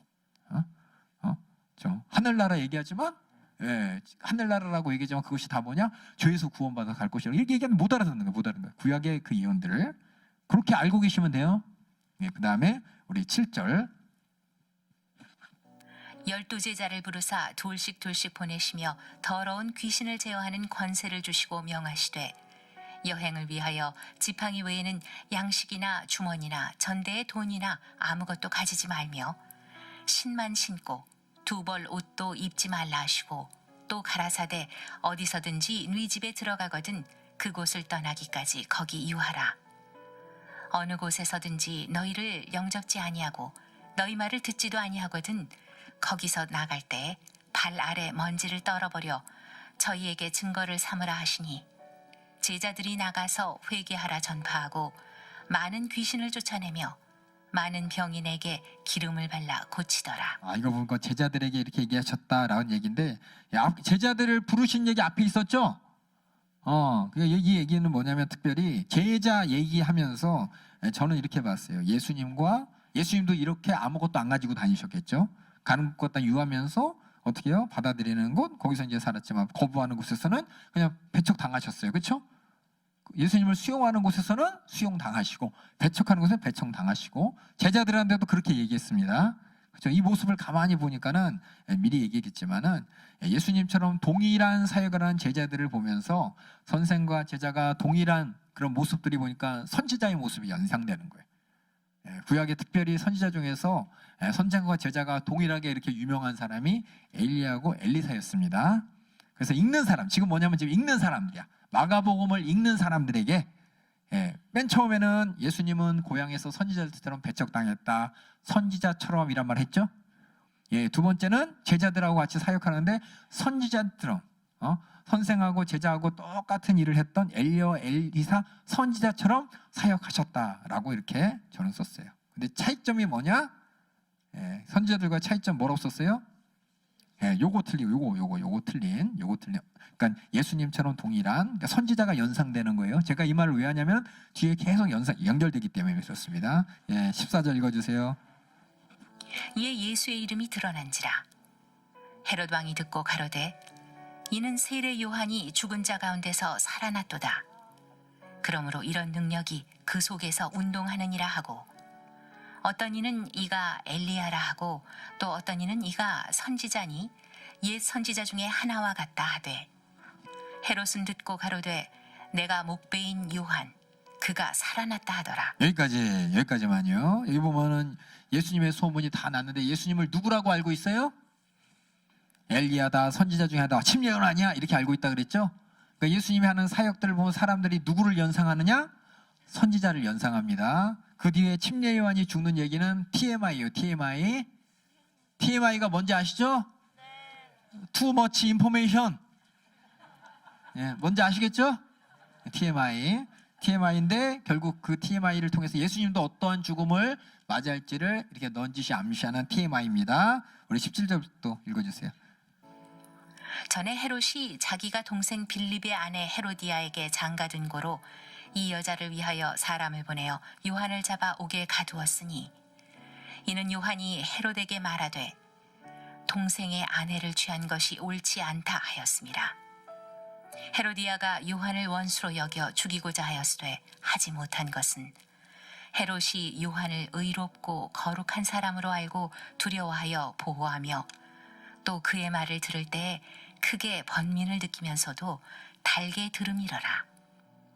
마침 기회 좋은 날이 왔으니 곧 헤롯이 자기 생일에 대신들과 천부장들과 갈릴리의 귀인들로 더불어 잔치할세. 헤로디아의 딸이 친히 들어와 춤을 추어 헤롯과 및 함께 앉은 자들을 기쁘게 한지라. 왕이 그 여아에게 이르되 무엇이든지 너 원하는 것을 내게 구하라. 내가 주리라 하고 또 맹세하되 무엇이든지 네가 내게 구하면 내 나라의 절반까지라도 주리라 하거늘 저가 나가서 그 어미에게 말하되 내가 무엇을 구하리이까?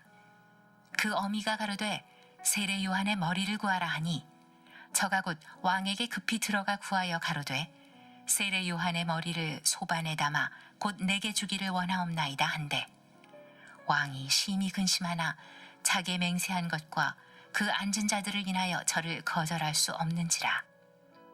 왕이 곧 치위병 하나를 보내어 요한의 머리를 가져오라 명하니 그 사람이 나가 옥에서 요한을 목베어 그 머리를 소반에 담아다가 여아에게 주니 여아가 이것을 그 어미에게 주니라. 요한의 제자들이 듣고 와서 시체를 가져다가 장사하니라. 사도들이 예수께 잠깐 이게 TMI죠? 그러니까 침례 요한처럼 예수님께서 이렇게 선지자로 여겨졌다. 그리고 예수님의 죽음을 암시하고 그 다음에 또 우리가 잘 알고 있는 오병이어 사건 또 드리겠습니다. 시체를 가져다가 장사하니라. 사도들이 예수께 모여 자기들의 행한 것과 가르친 것을 낱낱이 고하니 이르시되 너희는 따로 한적한 곳에 와서 잠깐 쉬어라 하시니 이는 오고 가는 사람이 많아 음식 먹을 겨를도 없습니다. 이에 배를 타고 따로 한적한 곳에 갈새 그 가는 것을 보고 많은 사람이 저희인 줄 안지라. 모든 고을로부터 도보로 그곳에 달려와 저희보다 먼저 갔더라. 예수께서 나오사 큰 무리를 보시고 그 목자 없는 양 같음을 인하여 불쌍히 여기사 이에 여러 가지로 가르치시더라. 때가 저물어가매 제자들이 예수께 나와 여짜오되 이곳은 빈들이요 때도 저물어가니 무리를 보내어 두루 촌과 마을로 가서 무엇을 사 먹게 하옵소서. 대답하여 가라사대 너희가 먹을 것을 주라 하시니 여짜오되 우리가 가서 200데나리온의 떡을 사다 먹이리이까? 이르시되 너희에게 떡 몇 개가 있느냐?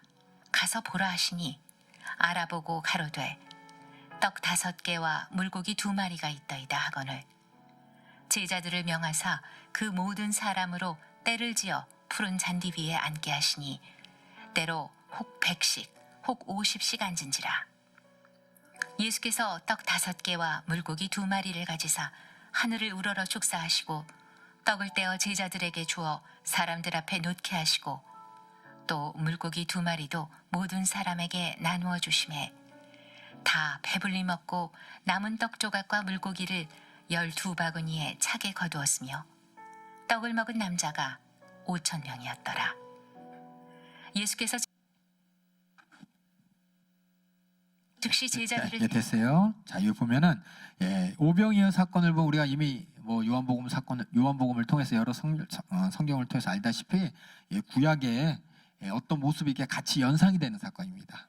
광야에 사람들이 떼들이 앉아 있고 그들이 하나님이 주신 이적으로 주신 것을 먹으면서 허기를 면했더라 이런 얘기인데, 이런 얘기를 가만히 보는데 이게 누가 머리에 생각나야 되느냐? 이게 다 알 거예요. 그 힌트를 준 게 뭐냐면, 제가 옆에 보면은 한적한 곳 옆에 광야라고 썼죠. 저 밑에 보면은 35절에는 빈들, 거기도 광야라고 썼습니다. 한국말로는 한적한 곳 빈들이지만 원어는 같은 단어예요. 같은 단어. 헬라어는 같은 단어가 뭐냐면 광야라는 단어예요. 광야. 우리가 광야라고 만약에 썼어요. 저희는 따로 광야에 와서 잠시 쉬어라. 너희는 배를 타고 광야에 갈세. 또 이곳은 광야요, 때도 저물어 가니. 만약 이랬으면 사람들이 광야 하면서 아마 알 거예요. 광야 하면 떠오르는 사람 누구예요? 모세니까 알 거예요. 근데 이제 한국말로 되어 있기 때문에 여러분들이 머릿속에 잘못하면 인식이 안 될지 모르지만, 원어는 광야 이런 말을 계속해요. 광야에서 하나님의 이적으로 배고픈 사람이 배불리 먹었더라. 모세가 자꾸 연상되는 거예요. 그래서 이거 뭐냐면 예수님의 사역은 모세 같은 사역이었다라고 하는데, 우리가 모세는 아는데 성경에 보면은 배불리 먹고 남았더라라는 자리에 또 우리가 성경 잘 안 읽어서 그러는데 어떤 선지자의 모습이 하나 또 나와요. 한번 우리 선지자의 글을 우리 민선이가 옆에 있는 열왕기하 4장 42, 44절 있죠? 우리 민선이가 낭낭한 목소리로 또렷또렷하게 아나운서처럼 읽어주시겠습니다. 옆에 한번 잘 보세요. 읽어주세요. 예. 네. 한 사람이 바알살리사에서부터 와서 처음 익은 식물 곧 보리떡 20과 또 자루에 담은 채소를 하나님의 사람에게 드린지라. 저가 가로되 무리에게 주어 먹게 하라. 그 사환이 가로되 어찌미니이까 이것을 100명에게 베풀겠나이까 하나. 엘리사는 또 가로되 무리에게 주어 먹게 하라. 여호와의 말씀이 무리가 먹고 남으리라 하셨느니라. 저가 드디어 무리 앞에 베풀었더니 여호와의 말씀과 같이 다 먹고 남았더라. 이거 나오죠? 비슷한 내용이죠? 이거 어떻게 먹어요? 그랬더니 나눠줘라. 예수님하고 똑같잖아요. 그렇죠? 이렇게 엘리사의 모습이 연상되는 거예요. 그래서 이 오병이어 사건이 단순히 그냥 광야에서 예수님께서 5,000명을 먹이셨구나, 12광절이 남았구나, 대단한 능력이다가 아니라, 사실 이 사역을 통해서 우리는 모세가 생각나야 되는 것이고 엘리사가 떠올라야 되는 거예요. 그래서 여러분이 보시겠지만 광야 이런 것이 아주 그냥 귀에 막 메아리 쳐야 되는 것이고, 남았더라 보면 그 왕아, 그렇죠? 열왕기하에는 엘리사의 사역을 통해서 말씀까지 다 먹고 남았더라. 거기 사원은 이것을 어떻게 100명에게 베푸겠습니까? 이 말이 이것을 어떻게 5,000명에게 먹겠습니까? 이거 똑같죠? 똑같은 이런 상황을 보면서 예수님이 자꾸 뭐가 나오냐, 앞에서부터 선지자같이 고향에서 배척당하시고 선지자처럼 스승과 제자들이 똑같이 이적을 베푸시고, 또 사람들은 침례 요한이다, 엘리야다, 선지 중에 하나다 이렇게 얘기하시고, 또 예수님께서 하신 사역을 보니까 모세 같다, 엘리사 같다. 지금 이 6장의 내용은 자꾸 뭐가 이렇게 겹쳐지고 있어요. 이런 이미지들이. 그 다음에 45절부터 또 읽어주세요. 자가 5,000명이었더라. 예수께서 즉시 제자들을 재촉하사 자기가 무리를 보내는 동안에 배 타고 앞서 건너편 벳세다로 가게 하시고, 무리를 작별하신 후에 기도하러 산으로 가시다. 저물매 배는 바다 가운데 있고 예수는 홀로 무태 계시다가 바람이 거스림으로 제자들이 괴로이 누워졌는 것을 보시고 밤 사경 즈음에 바다 위로 걸어서 저희에게 오사 지나가려고 하심에, 제자들이 그의 바다 위로 걸어오심을 보고 유령인가 하여 소리 지르니 저희가 다 예수를 보고 놀람이라. 이에 예수께서 곧 더불어 말씀하여 가라사대 안심하라, 내니 두려워 말라 하시고 배에 올라 저희에게 가시니 바람이 그치는지라. 제자들이 마음에 심히 놀라니 이는 저희가 그 떡 떼시던 일을 깨닫지 못하고 도리어 그 마음이 둔하여졌음이로라. 떡 대시던 일이 뭐였어요? 구약의 이적을 보였던 모세의 모습, 엘리사의 모습이잖아요. 그렇죠? 하나님이 이런 선지자처럼 이적을 베푸는 모습을 잊어버린 채 무리를 걸어오는 예수님을 보면서 니가 깜짝 놀라잖아요, 그렇죠? 예수님을 이제 제대로 알지 못하는 거죠. 여기 보니까는 마음이 둔해졌다 그랬습니다. 그래서 예수님께서 무리를 이렇게 걸으셨어요, 그렇죠? 근데 구약의 선지자들은 어떻게 했어요? 물을 갈랐죠. 그렇죠? 구약에 뭐예요? 엘리사 선지자는 100명을 먹였죠. 근데 예수님은 5,000명 먹였죠. 구약의 사람들은 엘리사도 엘리야에게 받은 망토를 가지고 겉옷을 가지고 쳐가지고 요단강을 건넜잖아요. 근데 무리를 거두셨죠. 이거 보면 선지자가 이렇게 상기가 되는데 더 커. 그렇죠? 비교할 수 없는 능력과 권세를 가진 분이야. 이걸 여러분이 보시면서 지금 계속 어떤 선지자가 계속 나오는데 그 선지자의 모습이 과거의 선지자들과 비교할 수 없는 어마어마한 능력과 권세를 가진 선지자 이적된 모습을 잘 나오면서 다음에 53절 또 읽어주세요. 건너가 게네사렛 땅에 이르러 대고 배에서 내리니 사람들이 곧 예수신 줄 알고 그 온 지방으로 달려 돌아다니며 예수께서 어디 계시단 말을 듣는 대로 병든 자를 침상채로 메고 나오니 아무데나 예수께서 들어가시는 마을이나 도시나 촌에서 병자를 시장에 두고 예수의 옷가에라도 손을 대게 하시기를 간구하니 손을 대는 자는 다 성함을 얻으니라. 이거 보면 여기 또 병 고치는 내용 이미 알고 있는 내용이죠, 그렇죠? 이미 알고 있는 내용인데 이 그림은 뭐냐면 어마어마한 많은 사람들이 이렇게 병을 고쳤더라 이 얘기잖아요. 보면 과거의 선지자들 병을 고친 거 뜨문뜨문 있어요, 그렇죠? 근데 예수님은 가는 곳마다 그냥 비교할 수 없을 정도로 엄청나게 많은 사람이 병을 고치는 것을 보여주면서 과거의 어떤 선지자들보다 더 큰 능력으로 이적을 나타내신 예수님의 모습을 보여줍니다. 보면 여기 6장에 이미 다 났죠? 답이 뭐냐면 선지자 같아요, 예수님이, 그렇죠? 근데 과거의 선지자랑은 비교할 수 없는 어마어마한 능력을 나타냈죠. 그래서 야 대단하다가 아니라 이것이 뭐냐, 우리가 이 성경에 이 본문에 안 나오지만은 성경 구절이 자꾸 떠오르게 만드는 거예요. 어떤 성경 구절이냐? 여러분이 이미 여기 밑에 이제 써 있지만은 이걸 제가 얘기하는 게 아니라 그 사도행전 3장에 보면은 복음을 전하면서 제자들이 3장 22절 23절에 뭐라 그랬냐, 제가 한번 읽어볼게요. 미리. 모세가 말하되 야 하나님, 저 31절부터 볼게요. 20절부터 이제 베드로가 이제 전도하는 거예요. 베드로가 이제 예수 복음을 전하는데 그 중간 내용이 뭐냐? 하나님이 영원전부터 거룩한 선지자의 입을 의탁하여 말씀하신 바 만일을 회복하실 때까지 하늘이 마땅히 그를 받아들이라. 모세가 말하되 주 하나님이 너희를 위하여 너희 형제 가운데 나 같은 선지자 하나를 세울 것이니 너희가 무엇이니 그 모든 말씀을 들을 것이라. 누구든지 그 선지자의 말을 듣지 않는 자는 백성 중에서 멸망받으리라 하였다 라면서 모세와 같은 선지자에 대한 얘기를 해요. 예수님이 바로 모세와 같은 선지자야 라고 해요. 그렇게 모세가 예언했었어 라고 하면서. 그래서 여러분들이 그냥 예수님이 많은 이적을 베풀었더라, 예수님께서 야 과거에 선지자 같다더라, 그걸 끝이 아니라 우리 본문에 있던 신명기 18장 15절에서 20절에 보면은 신명기 우리가 잘 알고 있는 성경의 신명기는 모세오경 중에서 5번째 책이죠, 그렇죠? 신명기는 모세가 신명기를 누구에게 준 거예요? 이스라엘 백성 어디서? 마치면은 구약 열심히 들은 거야. 왜 평지에서 누구에게? 이스라엘 백성인데 이스라엘 백성들이 누구냐? 광야에서 살아남은.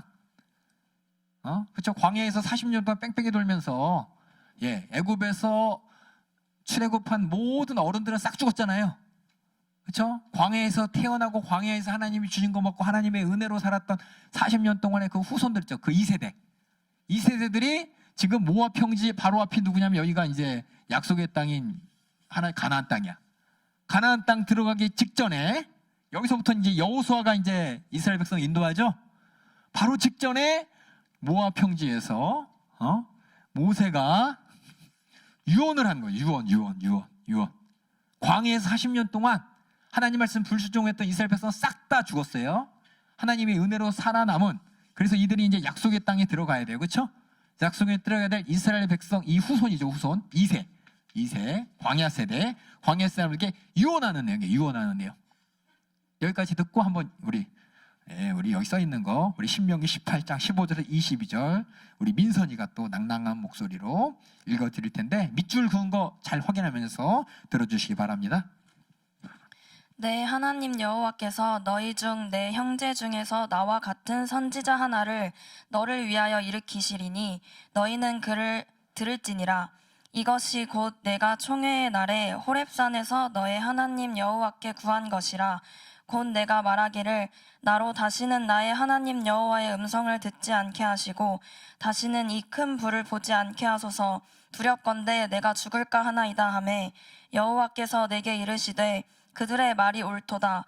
내가 그들의 형제 중에 너와 같은 선지자 하나를 그들을 위하여 일으키고 내 말을 그 입에 두리니 내가 그에게 명하는 것을 그가 무리에게 다 고하리라.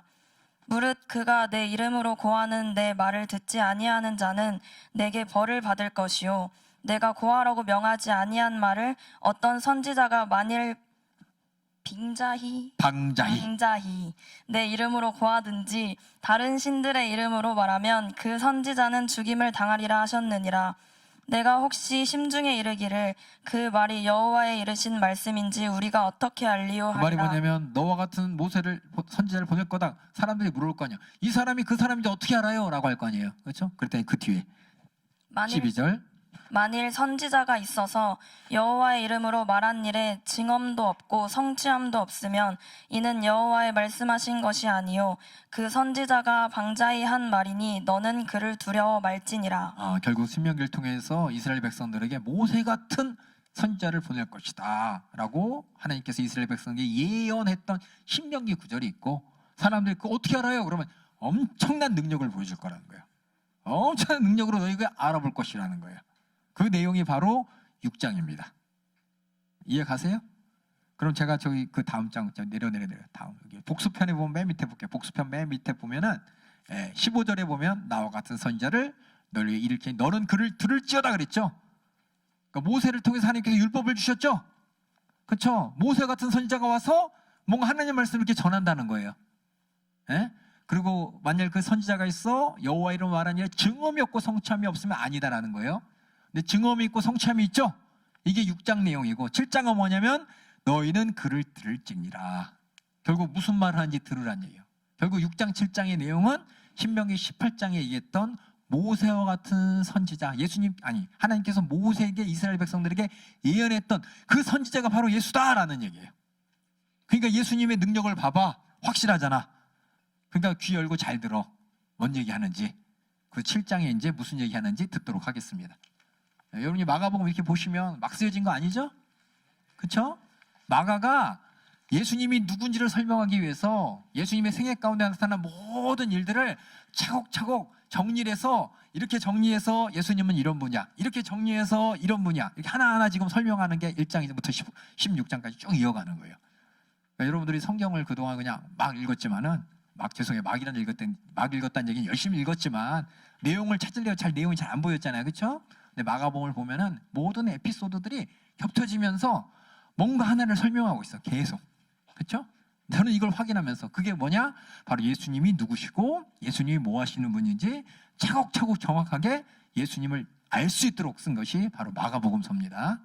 여러분이 마가복음을 잘 읽고 읽는 법을 잘 알면 이제 마태복음도 누가복음도 읽으면은 그냥 쭉 읽는 게 아니라 다 그 내용에서 예수님의 이런 모습, 마가복음에서 뭔가 보충해야 될 모습을 마태복음에서 이야기를 모아서 설명하고 누가복음에서도 이야기를 모아 설명하면서 예수님을 더 뚜렷하게 만드는 게 복음서예요. 그래서 예수님이 누군지 예수님이 무엇을 하시는 분인지를 명확하게 알 수 있도록 한 게 모든 이야기가 이렇게 뭐냐? 막 그냥 위인전기처럼 태어나서 죽을 때까지 이랬더라가 아니라 이야기들이 모여서 우리가 예수님을 제대로 알아볼 수 있도록 또 예수님이 어떤 분인지를 정확하게 설명할 수 있도록 되게 모아놓은 겁니다. 그럼 우리 한번 예수님 그 모세와 같은 선지자가 무슨 말을 해야 되는지 또 어떻게 우리가 들어야 되는지 우리 7장 내용 함께 보도록 하겠습니다. 바리새인들과 또 서기관 중 몇이 예루살렘에서 와서 예수께 모였다가 그의 제자 중 몇 사람의 부정한 손, 곧 씻지 아니한 손으로 떡 먹는 것을 보았더라. 바리새인들과 모든 유대인들이 장로들의 유전을 지켜 손을 부지런히 씻지 않으면 먹지 아니하며 또 시장에서 돌아와서는 물을 뿌리지 않으면 먹지 아니하며 그 외에도 여러 가지를 지키어오는 것이 있으니 잔과 주발과 놋그릇을 씻음이라라. 이에 바리새인들과 서기관들이 예수께 묻되 어찌하여 당신의 제자들은 장로들의 유전을 준행치 아니하고 부정한 손으로 떡을 먹나이까? 가라사대 이사야가 너희 외식하는 자에 대하여 잘 예언하였도다. 기록하였으되 이 백성이 입술로는 나를 존경하되 마음은 내게서 멀도다. 사람의 계명으로 교훈을 삼아 가르치니 나를 헛되이 경배하는도다 하였느니라. 너희 여기 보면은 손 씻고 안 씻고가 뭐냐면 하나님께서 이스라엘 백성에 주신 최고의 명령 중 하나가 너희가 거룩하랍니다. 거룩하라는 게 뭐예요? 하나님께서는 우리 심정과 마음 가운데 거룩하라고 했는데 율법을 글로 읽고 눈으로 읽다 보니까는 뭐예요? 거룩하려면은 율법을 잘 지키는 거 보니까 행동거지가 바라야 되고 또 뭐예요? 깨끗해야 되고 부정하면 안 된다. 이것을 이 마음으로 받아들이는 게 외모로 받아들이는 거예요. 그래서 어떻게 하냐? 야 하나님 거룩하라 그랬어. 우리가 거룩하려면 더러운 게 들어가면 안 돼. 들어오면 나도 더러워지니까 뭐 음식 먹을 때 깨끗이 손도 씻고 음식 담는 그릇도 씻고 또 음식 자체도 깨끗한 것만 먹고 열심히 물을 씻고 막 이러면서 그게 뭐냐? 더러워지지 않기 위한 하나님의 거룩을 그렇게 자신들이 지켰다 하면서 세상 그 사람들의 율법을 전통으로 바꾼 거죠. 전통으로 바뀌어서 우리가 마음이 없는 행동이 외식이잖아요. 그렇죠?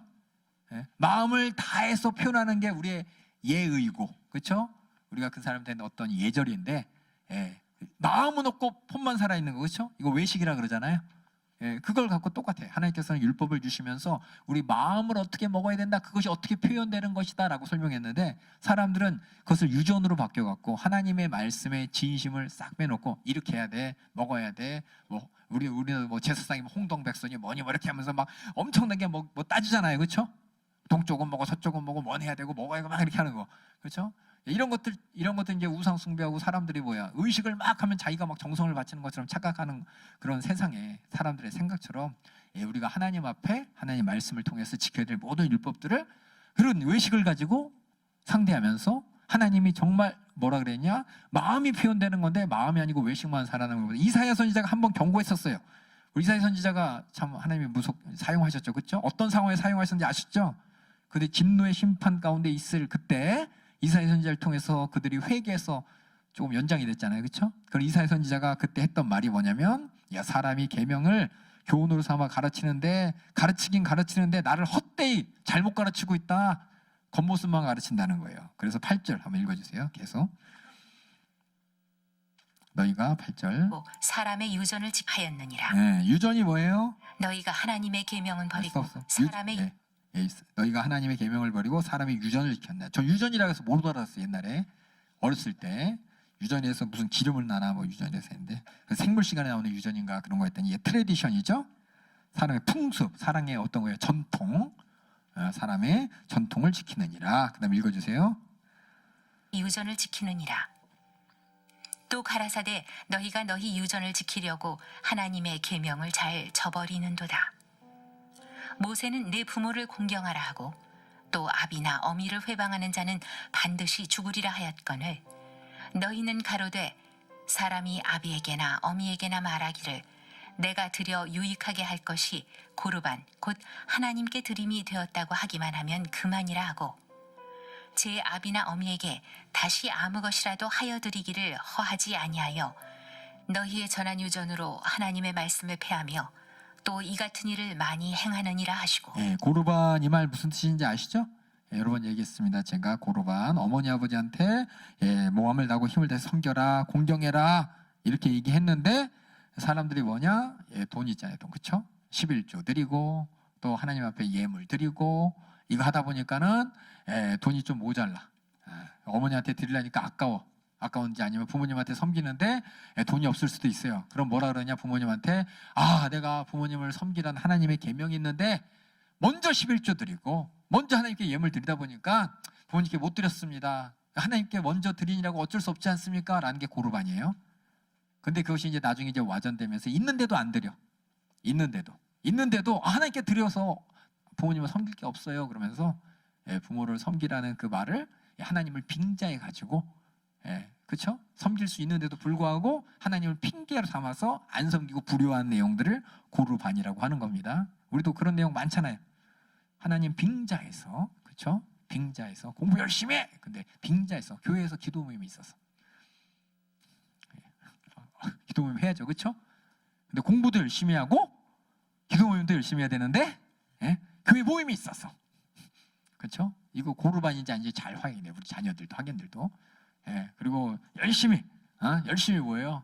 내 가정을 책임지고 하나님이 주신 대로 또 내가 이제 경제 생활을 하기 위해서 열심히 땀 흘리고 수고해야 되는데 교회에서 뭐 있어서 물론 담임 목사님은 다 오라 그러죠. 매일 오라 그러죠. 중요한 게 이거라고. 근데 그 말을 딱 의지하면서 뭐냐? 내가 마땅히 해야 될 내가 하나님의 관계 가운데 세상 가운데 내가 해야 될 것을 핑계 삼는 거예요. 진짜 하나님을 위해서 한 게 아니라 핑계 삼아서 오늘 힘든데 교회 가서 앉아갖고 좀 예배드리고 좀 쉬어야겠다 이러면서 그걸 핑계 삼는다면은 이게 전후가 잘못된 거죠. 그러니까 이거를 잘 우리가 마음을 잘 지켜야 돼요. 결국 그 사람의 마음은 하나님만 아시죠. 하나님만 아시는데 그것을 빙자해서 하나님을 속이고 자기 자신을 정당화시키는 걸 고르반이라고 합니다. 고르반. 나는 이거 우리 중고등부 학생들한테 항상 얘기해요. 아까 얘기한 것처럼. 교회에서 이게 모여라, 기도해라, 뭐 전도 모임 간다. 그러면은 그거 빙자해서 늦게까지 자다가, 그렇죠? 늦게까지 자다가 늦게 일어나가지고 교회 가야 돼. 그래요. 그럼 교회 갔다 와가 늦게 와요. 그래서 왜 늦게 왔으면서 교회에서 뭔 일 있었다고. 일찍 올 수도 있는데 교회에서 다 끝나고 집에 가라 그랬는데 모여가지고 얘기하고 놀고 뭐 이러면서 늦게 오면서 교회에서 이런 일이 있었어요. 저도 그랬고요. 옛날에. 그랬기 때문에 알아요. 잘. 그러면서 그럼 엄마 아빠가 아무 말도 못하지. 왜냐? 교회 갔다 왔다는데 혼낼 수는 없잖아요. 근데 자신 다 알아요. 이게 뭐냐? 고르반. 하나님 말씀을 이용하면서 이렇게 죄를 합리화시키고 이런 것들. 속에 보면 그냥 진심이 없죠. 이게 이제 고르반이에요. 이렇게 하나님의 계명을 사람이 이용해 먹는 거, 이용하는 유전을 만들어 가지고 하는 것을 예수님이 지적하시면서 14절에 뭐라 그러냐 읽어주세요. 무리를 다시 불러 이르시되 너희는 다 내 말을 듣고 깨달으라. 무엇이든지 밖에서 사람에게로 들어가는 것은 능히 사람을 더럽게 하지 못해. 그래서 결국 아까 깨끗이 있어서 뭐 먹는 거 그렇게 거룩해지는 거 아니야. 더러운 거 먹는다고 해서 너희들이 하나님 앞에 거룩함을 잃어버리는 거 아니야 라고 얘기하는 겁니다. 16절 읽어주세요. 사람 안에서 나오는 것이 사람을 더럽게 하는 것이니라 하시고 무리를 떠나 집으로 들어가시니 제자들이 그 비유를 묻자온대. 가만히 보면 제자들이 똑같아요. 그 당시에 그냥 삶 자체가 마땅히 그러고 당연히 하는 거지 깊게 생각을 안 해. 다들 그냥 하라니까 해. 원래 이런 건가 이런 거보다라고 하지 생각을 안 해. 생각을. 전통과 유정이 있는데 그것을 지키는데 원래 그렇게 하는 거야. 왜 해야 되는지 몰라요.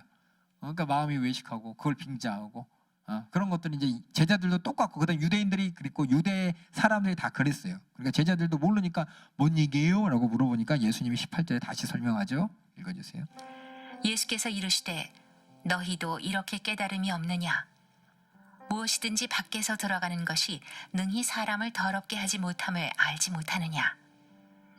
이는 마음에 들어가지 아니하고 배에 들어가 뒤로 나감이니라 하시므로 모든 식물을 깨끗하다 하셨느니라.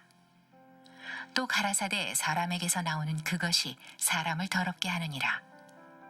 속에서 곧 사람의 마음에서 나오는 것은 악한 생각, 곧 음란과 도적질과 살인과 간음과 탐욕과 악독과 속임과 음탕과 흘기는 눈과 회방과 교만과 광팬이 이 모든 악한 것이 다 속에서 나와서 사람을 더럽게 하느니라. 그래서 뭐냐 7절에서 예수님께서 하신 모세 그 말을 들으라 이 말은 뭐냐 하나님 요새는 율법을 얘기했잖아요. 그렇죠?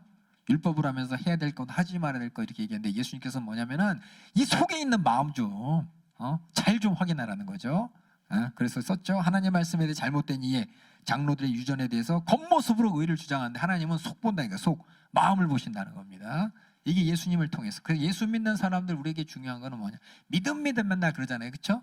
믿음 있는 모습. 물론 아까 첫 시간에 얘기했지만 행함이 없는 믿음 말고요. 믿음 없는 행함 요거 조심하라는 겁니다.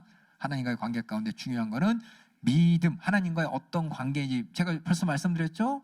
하나님은 주권을 갖고 계시고 나는 하나님 앞에서 어떤 모습으로 이렇게 믿음의 모습으로 나가야 되는지, 이게 내가 하나님 앞에 정말 불쌍한 모습이라는 걸 모른 채 하나님을 상대한다면 하나님을 필요로 하지 않는 사람인 것이고 하나님께 돌아볼 수 없는 사람이라는 겁니다. 예, 인격적인 관계이기 때문에 그렇게 하나님을 믿음으로 이렇게 하나님의 말씀을 수용하고 하나님의 뜻을 수용해야 되는데, 예, 그게 뭐예요? 예, 배척하면서 예, 하나님과의 관계 가운데 예, 하나님을 의지하지도 않고 인정하지도 않고 하나님께 바라될 것이 뭔지도 모른 채 그냥 겉모습만 내가 예배드렸으니까, 내가 예물 드렸으니까 라고 한다면 그 사람은 정말 믿음 있는 사람이냐?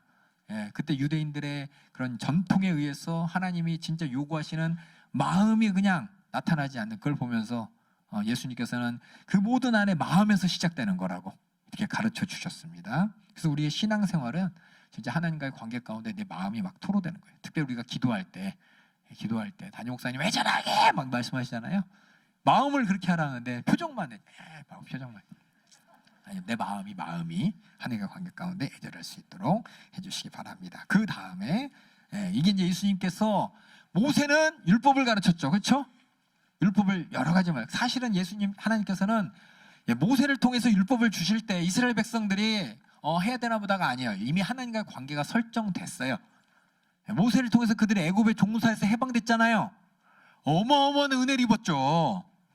그들을 평생 종살에서 구원하시고 하나님을 향해서 그들은 항상 감사해야 되는 것이고 은혜 받아서 고백해야 되는 그들에게 그래 그 마음을 가진 자들 그 마음을 이렇게 표현해라. 그 마음을 가졌다면 네가 십계명을 이렇게 지키고 마음을 가졌다면 율법을 이렇게 지키는 거야 라면서 이미 은혜 받은 자로서의 그 심정과 마음 하나님과의 믿음의 관계가 어느 정도 이렇게 불쌍하잖아요. 종된 그들이 하나님이 불쌍한 그들을 10가지 재앙을 통해서 그들이 막 일어나서 독립운동한 것도 아니고 지팡이 집은 할아버지가 가가지고 하나님의 능력 가운데 그들을 끄집어냈잖아요. 얼마나 하나님한테 은혜로 감사해야 되는데 그런 관계가 설정된 다음에 율법을 통해서 우리 하나님은 이렇게 너희가 하나님 뜻대로 살기를 원하신다라는 것이 하나님을 사랑하는 방법인 것이고 그 안에서 하나님의 백성으로서 살아야 할 방법이라는 걸 벌써 마음이 있기 때문에 그 율법을 했는데 시간이 지나면서 이 마음을 싹 잊어버리고 은혜를 잊어버리고 하나님께서 베푸신 은혜 다 잊어버리고 그저 율법에만 치중하면서 썩어 있는 어떻게 보면은 외식하는 그 전통을 세워가면서 이렇게 하면 우리가 맞는 거야 틀리는 거야 사람의 눈으로 하나님을 의식하지 않고 사람의 눈으로 확인하면서 깨끗해야 돼 똑바로 해야 돼 이렇게 마음과 상관없이 행동만으로 사는 이 전통을 세운 유대인들에게 예수님께서는 얘기하는 거죠. 야 마음이라고 다시 찝어주시는 거예요. 그래서 우리 신앙생활은 담임 목사님이 항상 인격적인 관계 말씀하시잖아요. 하나님과의 인격적인 은혜 받았기 때문에 그 은혜 감사함으로 우리가 매일 39년 동안 들었던 설교 말씀 다 뭐냐? 뭐 해라 하지 마라 보다 하나님이 이렇게 우리에게 은혜 베푸셨기 때문에 은혜 감사함으로 하는 거라고 우리 심정과 마음을 얘기한 것처럼 예수님께서도 그렇게 이스라엘 백성들에게 유대인들에게 말씀하셨어요. 거치하니가 속이라는 겁니다. 그 다음에 24절 또 예수께서 일어나사 거기를 떠나 두로 지경으로 가서 여기서 예수님께서 두로 지경은 어디냐면 다시 이방인 지역으로 갔습니다. 여기까지 이제 아까 유대인 지역에 있다가 다시 두로 지경 이방인 지역으로 가셨어요. 네, 읽어주세요. 들어가 아무도 모르게 하시려 하나 숨길 수 없더라. 왜 모르게 하셨는지 아시겠죠? 네, 사람들이 자꾸 자기 문제만 갖고 해결해 달라 그러니까는 근데 숨길 수가 없었어요. 그러니까 결국 어떤 일이 왔냐? 25절 읽어주세요.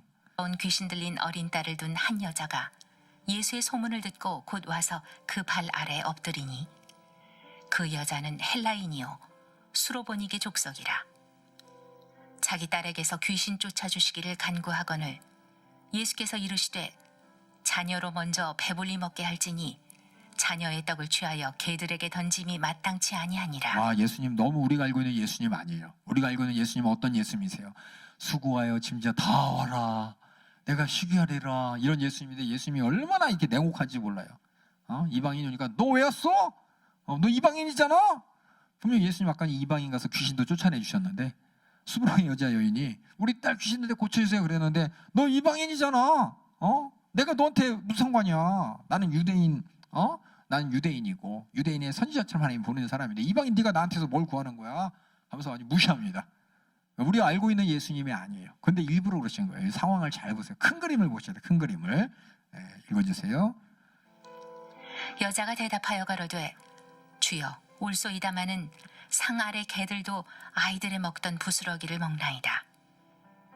예수께서 가라사대 이 말을 하였으니 돌아가라 귀신이 내 딸에게서 나갔느니라 하시매 여자가 집에 돌아가 본즉 아이가 침상에 누웠고 귀신이 나갔더라. 예수님 왜 이래? 이걸 보는 게 아니라 여기서 큰 그림을 봐야 돼요.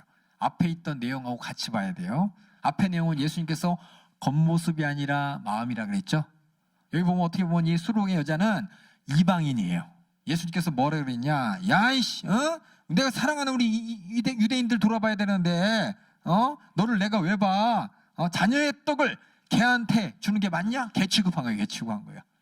개 취급했는데 그 여자가 어떻게 했냐? 치사해.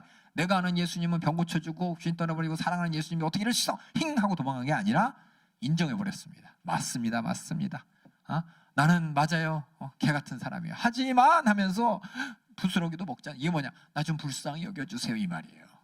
그러니까 심정을 본 거죠. 예수님께서 겉모습이 아니라 심정 가운데 하나님 앞에 믿음의 모습으로 나왔기, 예수님한테 믿음의 모습으로 나왔기 때문에 나의 불가능한 이 귀신 들린 내 딸의 사정 예수님 해결해 줄 수 있잖아요. 해주세요. 주님 하실 수 있잖아요. 믿음으로 이렇게 나왔으니까 예수님께서 네 말을 하였으니, 이 말은 뭐냐면 네가 불쌍하다고 스스로 고백하면서 네 믿음을 표현했으니, 네 마음이 보였으니 돌아가라 귀신의 때 떠나갔느니라. 이렇게 결국 뭐냐, 하나님께서 보시는 건 마음이에요. 마음, 심정. 그래서 하나님이 기대하시는 반응이 뭐냐? 맞아요. 우리는 아무 권리가 없어요. 그렇죠? 권리는 예수님만 있습니다. 하나님만 있어요. 인정하면서 불쌍히 여기다니 간구에 응답하셨어요. 결국 수르보니 여자는 볼 때는 정말 이방인 같았지만 그 심정은 하나님이 찾으시는 마음이었기 때문에 예수님께서 응답하셨다. 보이는 것보다 마음이 중요하다라는, 이게 뭐냐? 우리가 신앙생활하는 목적입니다. 하나님과의 마음이, 내 마음이 하나님 앞에 온전하게 드러나는 게, 그게 하나님이 기대하시는 바입니다. 그 다음에 31절 또 읽어주세요.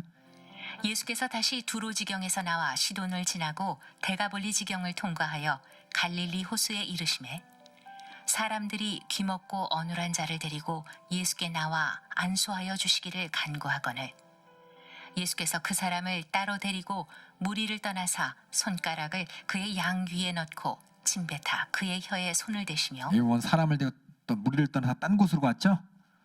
그렇죠? 예수님께서 무슨 병 고쳐주셨어요. 그렇죠?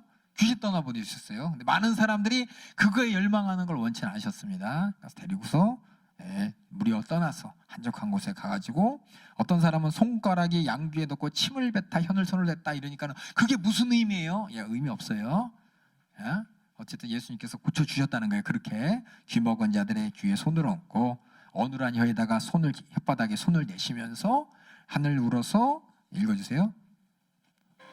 하늘을 우러러 탄식하시며 그에게 이르시되 에바다 하시니 이는 열리라는 뜻이라. 이 탄식에 잘 보세요. 탄식은 후회가 아닙니다. 안타까운 거예요. 안타까워서 영어로 썼죠. 딥사이라고. 그렇죠? 사이 무슨 말인지 알죠? 남자들은 하늘 우러러 탄식하면서 그에게 이르시되 에바다 하니 열리라는 뜻이니라. 그리고 35절 읽어주세요. 그의 귀가 열리고 혀에 맺힌 것이 곧 풀려 말이 분명하더라. 예수께서 저희에게 경계하사 아무에게라도 이르지 말라 하시되 경계하실수록 저희가 더욱 널리 전파하니 사람들이 심히 놀라 가로되 그가 다 잘하였도다.